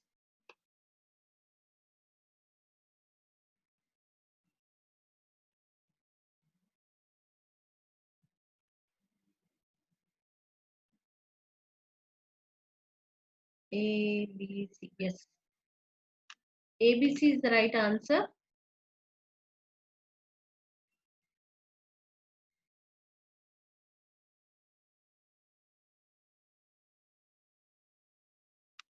Communication, concentration, coordination, consensus, and commitment.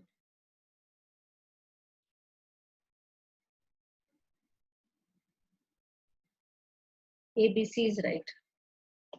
Question number 103.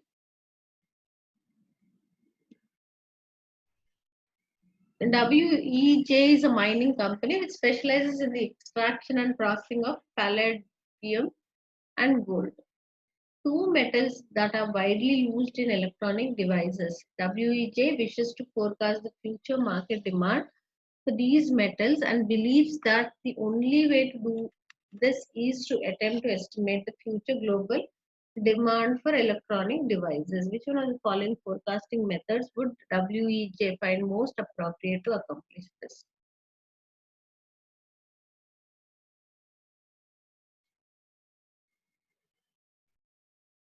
B. Derived demand? Yes, it's derived demand. WEJ wishes to forecast the future market demand for these metals because they are used in mobiles. So, based on the demand for mobiles, the demand for these metals also can be estimated. So, derived demand. B is the right answer. Then we have question number 104.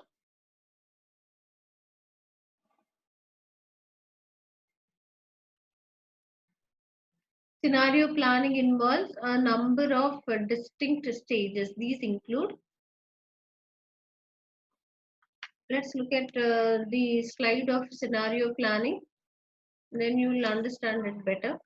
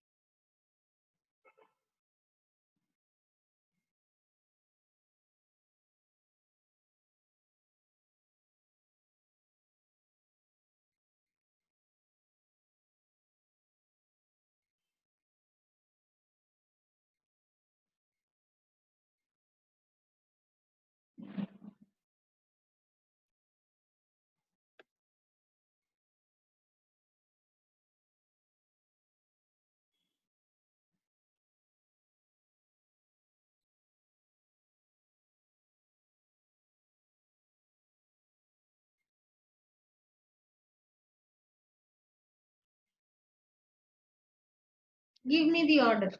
Give me the order of the events.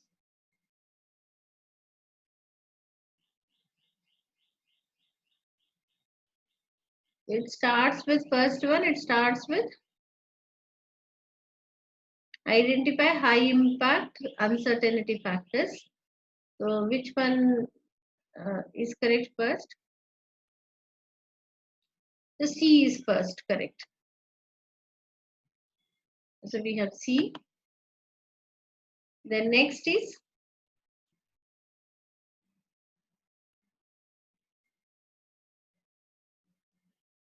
each factor identify different possible futures, cluster together different factors. Okay, so you are ready with the answer. So we have C, E, cluster B, D, write the scenario, F, for each scenario identify, then A and then G. Okay.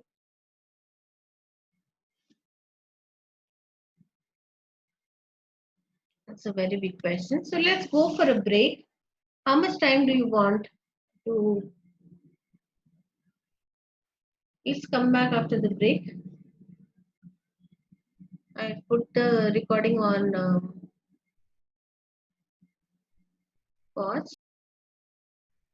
iOS is currently starting to undertake scenario planning. It has begun by identifying a number of factors that it may wish to build into its scenarios. Which two of the following factors would iOS be most likely to include in its scenario planning process?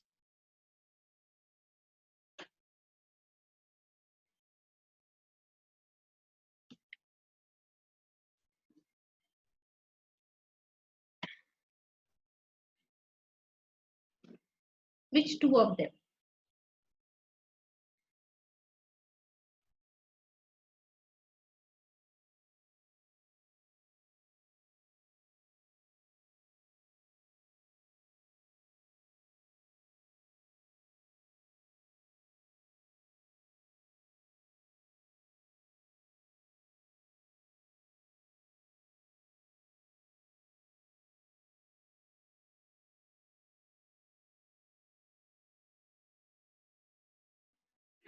Respond.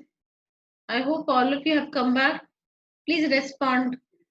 Question number 105 is undertaking, currently starting to undertake the scenario planning. It has begun by identifying a number of factors that it may wish to build into its scenarios. So out of that, 2 points have to be identified. Read them thoroughly and then identify which two are appropriate for scenario planning.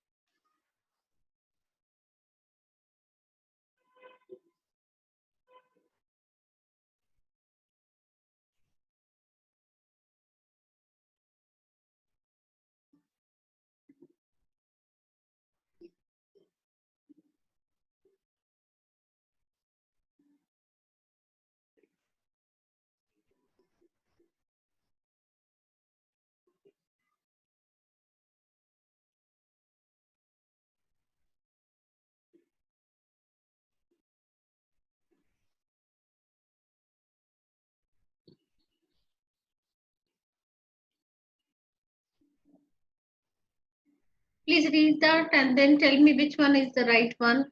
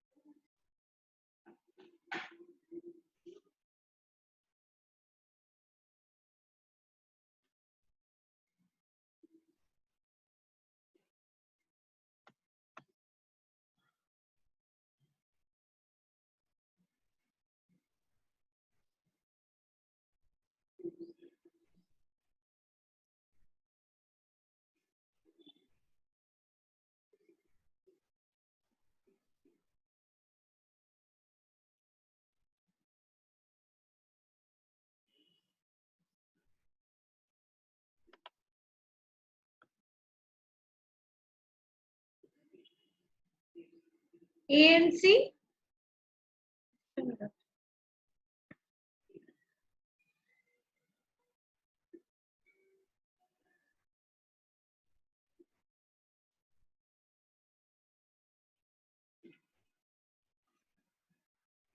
AO's home country has recently elected a new government. It has not yet clear if they will introduce new legislation to increase minimum wages. This would have a major impact on iOS profitability. iOS has recently been convicted of breaching several key health and safety laws in its factory. Based on similar cases brought against its rivals, iOS expects to be fined around 5% of its turnover. iOS has insurance in place that will cover this fine. Convicted. Okay. iOS relies on a regular supply of gold as this is a key component within its products. The price of gold varies significantly on the open market and tends to rise sharply in times of recession. iOS is concerned that its product may become unprofitable if gold prices rise more than 25%. Okay, that's a scenario which can prevail. iOS is uncertain about whether it can retain its CEO in the long term.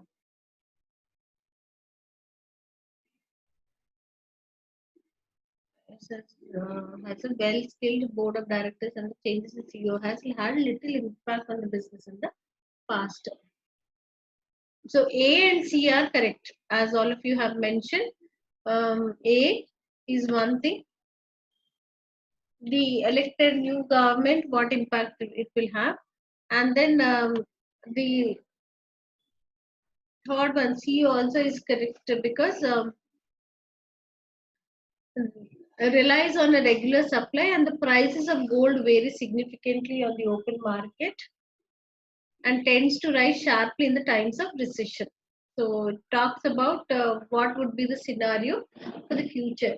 B is about um, breach of several keys, some situation which happened in the past. Okay, this is not planning for that. There is no planning involved in the breach of laws and then expected to be that. There is no. And D is also not the situation because um they are expecting that some I mean, the CEO, whether he would be there or not, and then because it also happened in the past, so there is little impact on that. So there is no planning required at this point of time. So A and C are correct.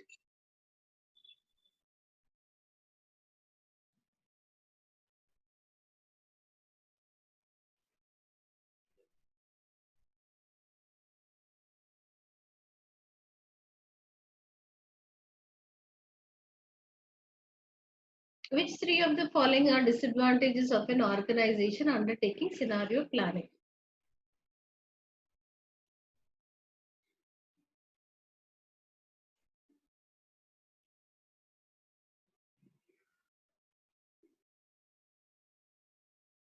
Disadvantages.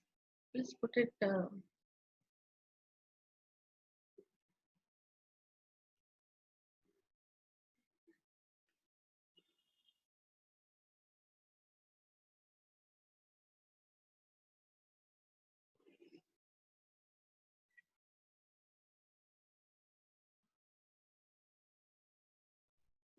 Which three of the following are disadvantages of an organization undertaking scenario planning?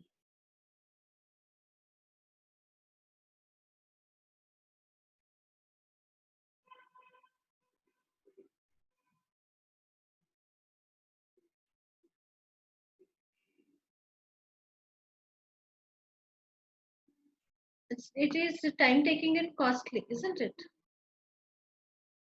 So A is your answer. May create scenarios that never actually occur. That is also correct. Encourages risk taking by management. Just because they are planning, it doesn't mean that they will take up the risk. So that is not the right one. Creation of self fulfilling prophecies is also not the right thing. When they plan for that, so everything is uh, pre-designed, pre-set. In that case, there would be no chance for creative thinking because everything is planned beforehand. Because as per the plan, the operations should take place. If that is the case, that discourages creative thinking. Okay, 107. You have recently read an article about game theory in a student magazine. The article had the following first paragraph. Game theory is concerned with the interrelationships between the competitive moves of a set of competitors. The common application of this is the so-called prisoner's dilemma, which indicates that competing companies often adopt strategies that leave them all worse off unless some level of pollution occurs between them. Which one of the following statements best describes the quality of the first paragraph of the student's magazine article?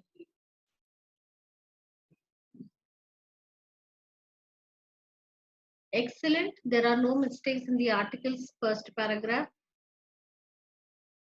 Good. There is only one mistake regarding game theory, two mistakes, and all the points are wrong.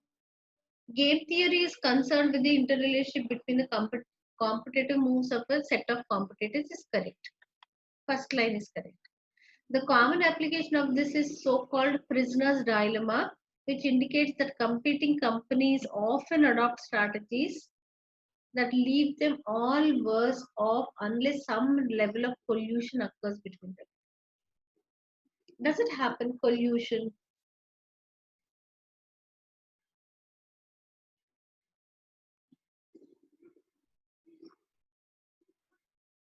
So is it correct or not correct? First one anyway is correct. Second one you think and tell me.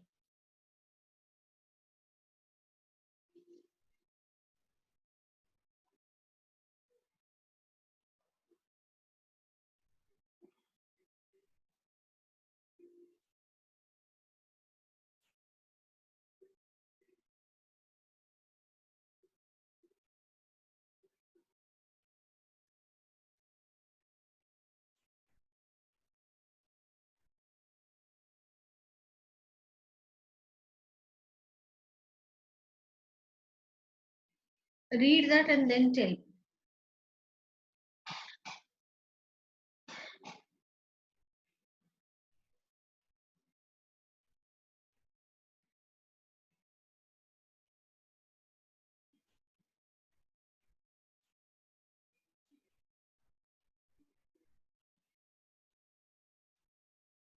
If a strategy exists that allows a competitor to dominate us, then the priority is to eliminate that strategy. Strategists can take rational, informed view of what companies are likely to do and formulate a suitable response.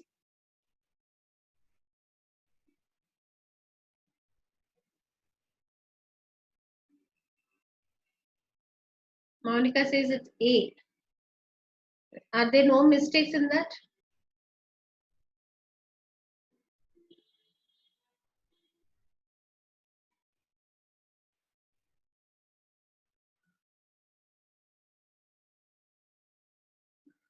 Do you agree? There are no mistakes in this? Yes, there are no mistakes in this. A is the right answer because when they identify that, then they leave those strategies, isn't it? So, and then unless and until there is some collusion which occurs between them, otherwise each one is competing with the others, and if the somebody takes a dominated position over that strategy, they leave off that strategy.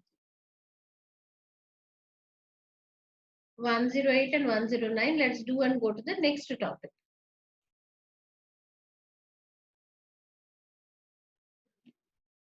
VHGH is a large house building company. It is considering purchasing a section of land within a major town. The land is currently owned by the local government who wishes WAG to build 200 new houses. WAG has calculated that the net present value of the project is negative.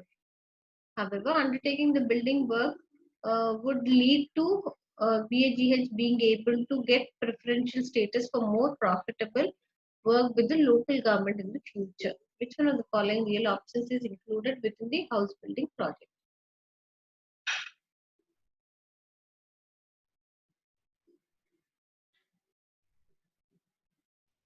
Should they abandon, delay, follow, or return? Return anyway is not an option.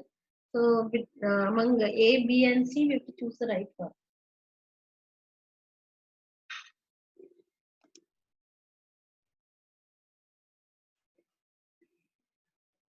A, B, and C, which one is the right one? Think about that.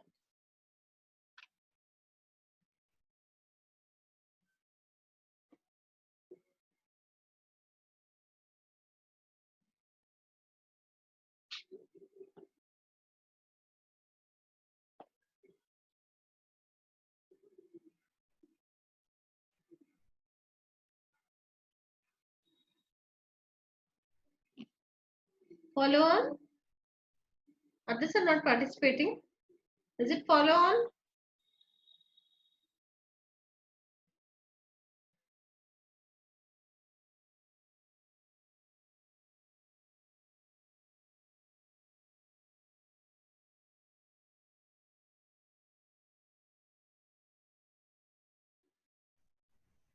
109. Which of the following statements regarding real options is correct? Select all that apply. Options to abandon are especially useful for projects with a large capital investment and an uncertain outcome. That is right.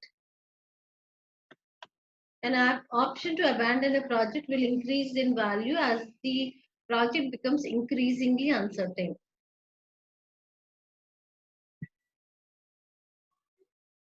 Option to delay refers to projects that will provide the business with access to other more profitable projects. Generally, options fall in value as their duration falls.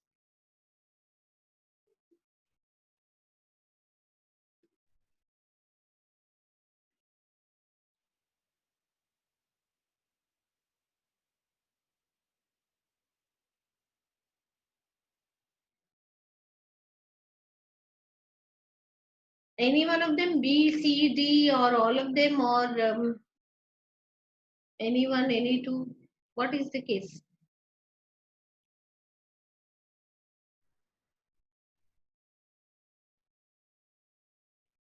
An option to abandon a project will increase in value because the unprofitable projects, uncertain incomes, uncertainty, when it is ruled out, will increase in value as the project becomes increasingly uncertain. So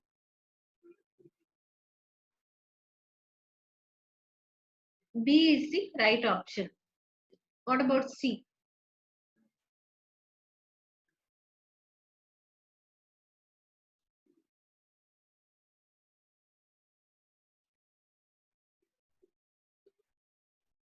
Option to delay refers to projects that will provide the business with access to others. Does it say so?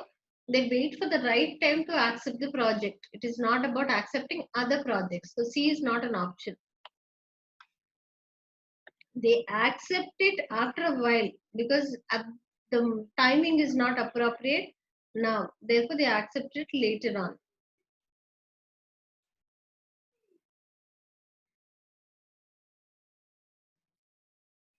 D,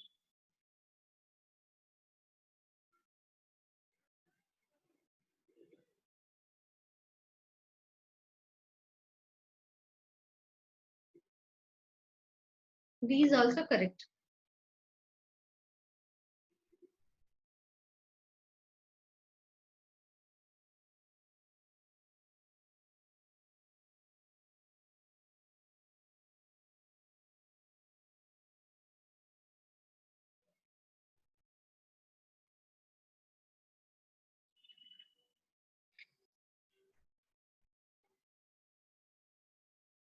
We'll do the next topic now.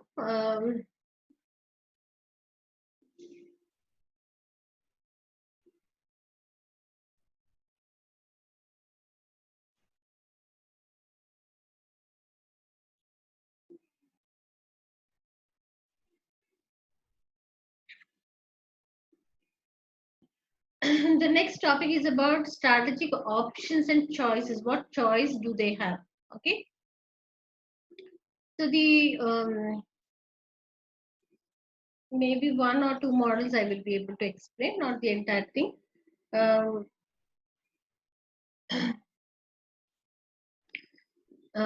what options do they have? What choices do they have? How to compete? Where to compete? Where to compete? We have BCG matrix and Ansof's matrix.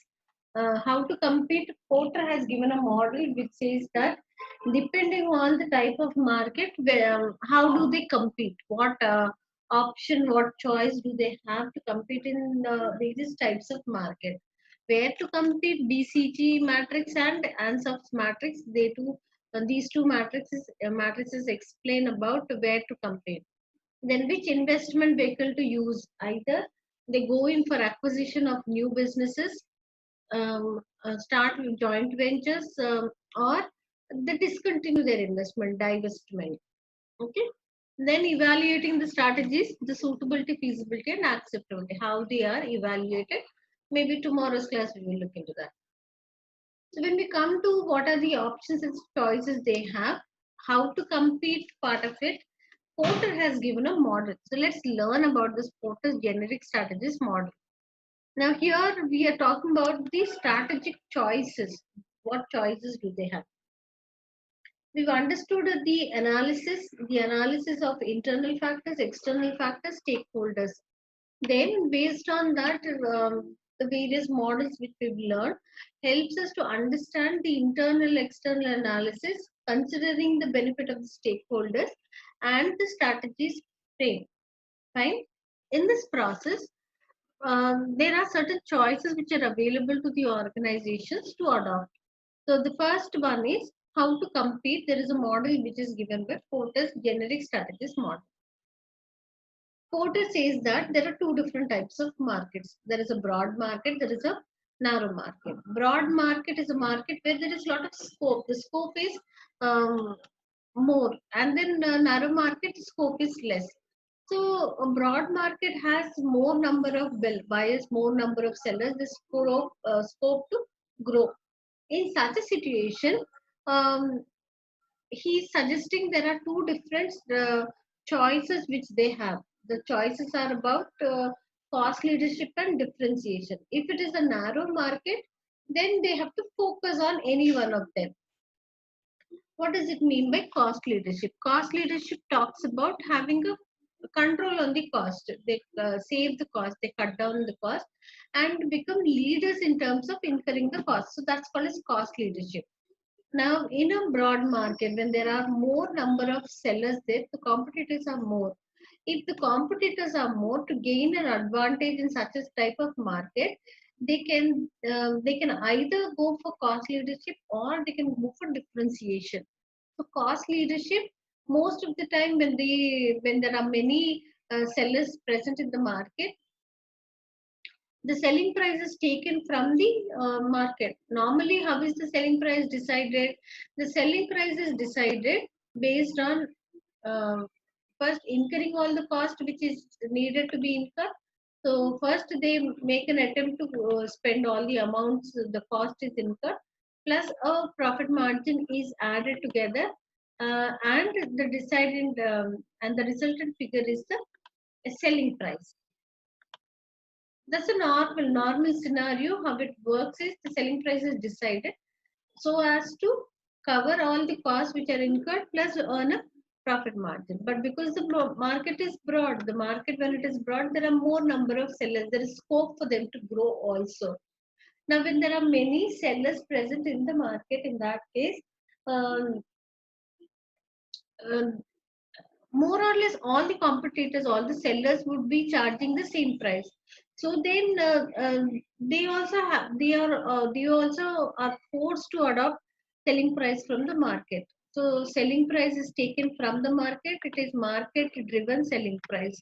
So they have to take it from the market. Then if they have to take the selling price from the market, then it leaves very little choice for them to, or they have a little privilege in terms of spending all that what they want to incur. Any organization would have that desired profit margin. After this is deducted, the resultant figure is called as the cost price. If there is no restriction, they would spend amount of this amount. Otherwise, they are bound or they are restricted to spend only this amount because they cannot alter the selling price. Since they cannot alter the selling price, they should go with the cost price, um, which is derived by deducting the profit margin from the selling price. So the selling price minus profit is the cost price. So they have to go with this cost price. Fine. Now, in such a scenario, instead of only focusing on reaching this one, maybe they can work out on ways to see that they have very minimum amount of cost. um, Strategies should be adopted. Strategies should be adopted to see that their costs are cut down. uh, if they have little amount of cost or less amount of cost, in times of scenarios where there are fluctuating selling prices fluctuate. um, Sometimes they're compelled to give a discount because all the competitors are giving discount.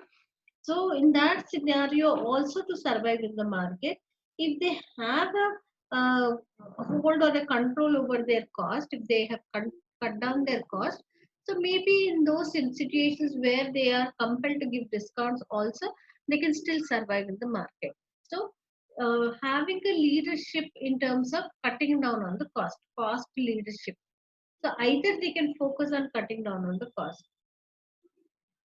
Um, or they can focus on differentiation. Differentiation is about not about cutting down cost. Okay, in certain industries we see that each competitor comes out with a new feature for their product. So customers get attracted to the product differentiation. Differentiation is making the product different from others by adding new features to the product. So differentiation. So if if it is a market where the importance is given for differentiation, in that case, they should not be thinking about cutting down on the cost, but rather spending more amount of cost on research and development. So it is about product differentiation. They should come out with innovation. They should think about innovation, spend more amount on research and development, add more features, and uh, gain an upper hold in the market.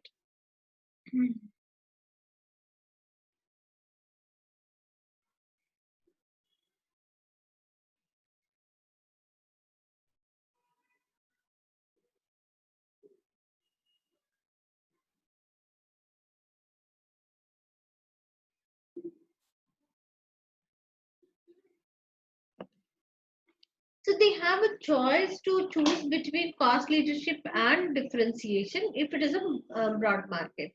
But if the market is narrow, if they do not have the choice either to go with cost leadership or differentiation, because it's a narrow market, not much scope is there, then whatever is the situation prevailing, either they focus on, if the market is all focused on cutting down on the cost, so their focus should be on cost cutting. Or if the market is focusing on differentiation, their focus should be towards differentiation. So, depending on the type of market, broad markets, leadership and differentiation, narrow market, focus on leadership, focus on differentiation should be worked out depending on what is the type of market which is prevailing. So, how to compete? Competing, what strategic choices do they have is about cost leadership and differentiation, or focus on any one of them. So it says that if an organization is not pursuing one of these three strategies, they run the risk of being stuck in the middle. Okay, they will not be able to compete well with the um, with the competitors. Okay, then where to compete? There are two models given. Let's do in the given time. I'll do BCG matrix. Did you ever learn about BCG matrix?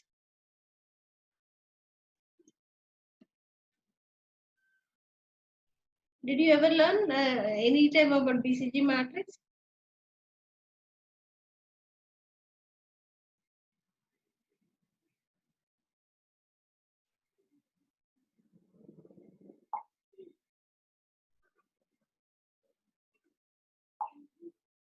Okay.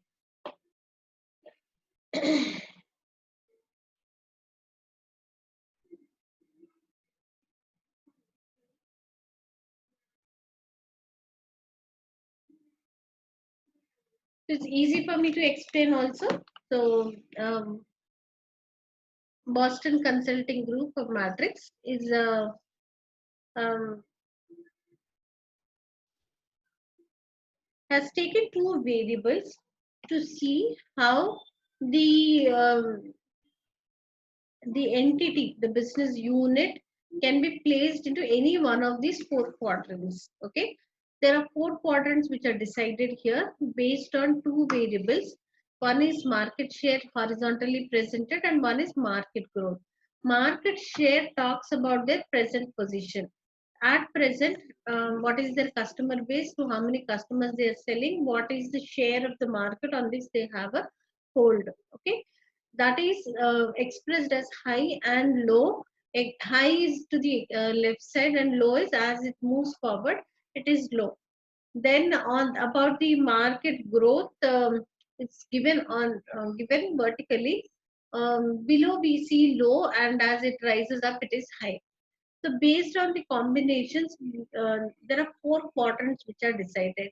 Market share high, and the combination of market growth with being low and high, they are decided. Market share low, and with the combination of market growth as low and high, another two things are there. So there are four quadrants which are decided, and uh, we can place based on their uh, performance and scope to perform in any one of these quadrants, uh, the business entity or a group or a strategic business unit. Okay, The present position is about the market share, but if there is a scope for them to grow, if the industry is growing, then there is a scope for them to grow. So when there is growth possibility there, then they would have to invest more amount into the projects, or they have a chance to invest more and earn better returns from such a scenario. But if the industry has already come to a decline stage, it has saturated, it has already reached that decline stage, there is no more further chance for them to grow, then the individual unit or entity also will not have any chance to grow. So market share, whether it is high low, market grow, whether it is high low. So let's see the first one. The first one talks about at present their position is very good. They have a market share of high, and also in future they have a possibility of growing it further. So both of them are high. We see that, then we see that it is called as a star entity or a star unit. Okay, so this is attractive market, so have to reinvest heavily to defend market share and grow. So they also have to invest more into the um, into that business, or into that particular product, or that unit, so that because there is scope for them to grow, they also have to grow along with the industry, therefore they are required to invest more. So because they have required to invest more, um,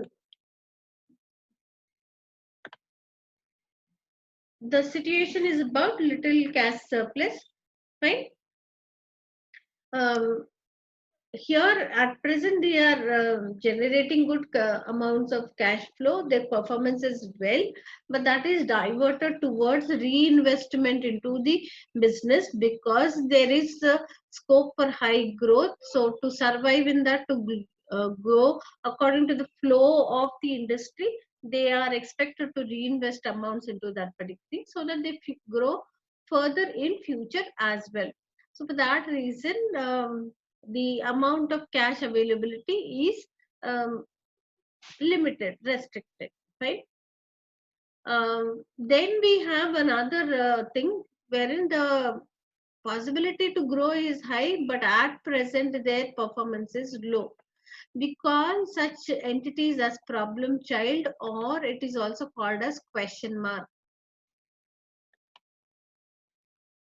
What do they mean? At present, the present market share is low. At present, they have their performance is not up to the mark. But because there is scope for growth, they can be converted into stars if they perform well. If they perform well, there is every possibility that they can do well and increase their market share also. So attractive market, but too small to capitalize on it. Okay, either invest heavily to gain market share or get out. That part I will explain to get out part of it. Okay, so at present they have not gained a good share in the market. They do not have a good customer base. Their performance is not up to the mark, but there is a scope for them for the future. So that is their so such entities are called as problem childs.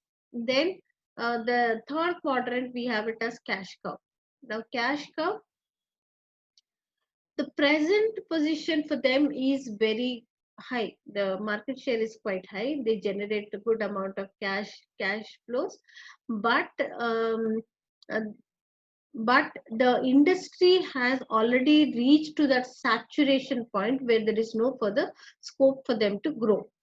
But the present position, because they also have reached to that maturity level, saturation level, their present cash flow generation is very good, but it will not continue in future also, because their next stage is about decline. So they have to think about diverting their investments to other more profitable business, because they have already reached that saturation. Strong position in a low growth market, little threat from rivals. So where they're because it's already reached that saturation, then the scope for the growth is not there. competitors also do not come forward to invest in such type of markets. In the introduction, in the growth stages, we see that the competition is severe, and then there are many competitors investing their amount. But when it reaches that saturation level, then they are little slow on the investment part of it. Minimal investment required, but may need to be defended. Then cash generated, cash can be used to invest in other products, so that can be diverted, because this doesn't have future scope. Present position is very good, the present market share is very high, but it indicates that it will not continue for a long period of time in that particular way. And then the low one is called as a dogs. Dogs are generally uh, those entities which are not doing well and which do not have a scope to do well in future also. So what is done with them? They are abandoned. Generally, they are abandoned. They are discontinued. The amount is divested. They are withdrawn, and the amount is transferred or diverted to some other profitable projects. Too small to benefit from economies of scale. Market does not justify further investment. The performance itself is not up to the mark now, and also the scope for growing is also not there. So when they do not have the scope to grow, they cannot operate at a large scale and benefit from the economies of scale. So that is also not possible for them. Market does not justify further investment. Divest unless product helps to support the remaining portfolio. Now, problem child. Let's look at the problem child. Problem child, right now it is not doing well, but we understand that the problem child, if it works out well on their strategies and they perform well in terms of getting a better market share, problem child can be converted into a star company. Okay, that's why it's a question mark. Or if they do not perform well, even with the scope to grow in the market when the industry is growing, if they do not grow according to the growth in the industry, then this also, if it comes down, it can also become a dog entity. So in that case, the problem child also will have to be abandoned. That's why it's called a problem child. But it can do well, it may not perform well in the future also. Therefore it can be treated as a dog, and then it should be abandoned, or it should be, the amount can be withdrawn from that to divert it into other projects. Okay. Now a star company at present it is doing very well. There is a scope for them to do it further well in the future also. But then if they, once the growth in the market comes to the saturation, then stars also can become cash cows. Okay, with the present better market share, they are doing well. But if that saturation level comes, then that peak level comes where the scope for them to grow is not there, then they will continue to generate cash flows, but they can be converted into cash cows. Did you understand?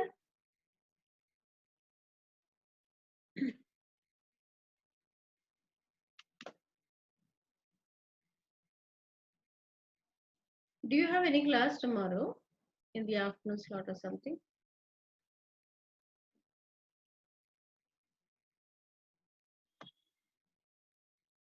No? Okay. Any doubts in whatever we have done?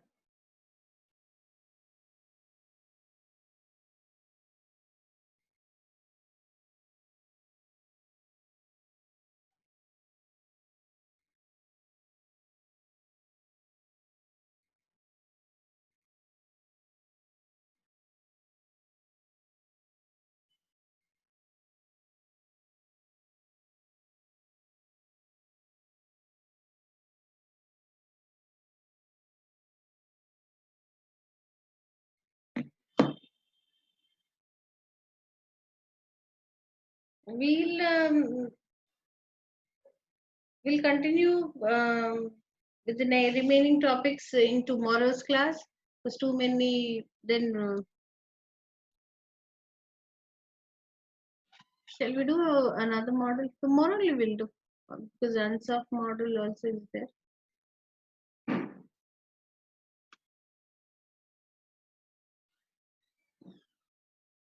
Shall we continue tomorrow?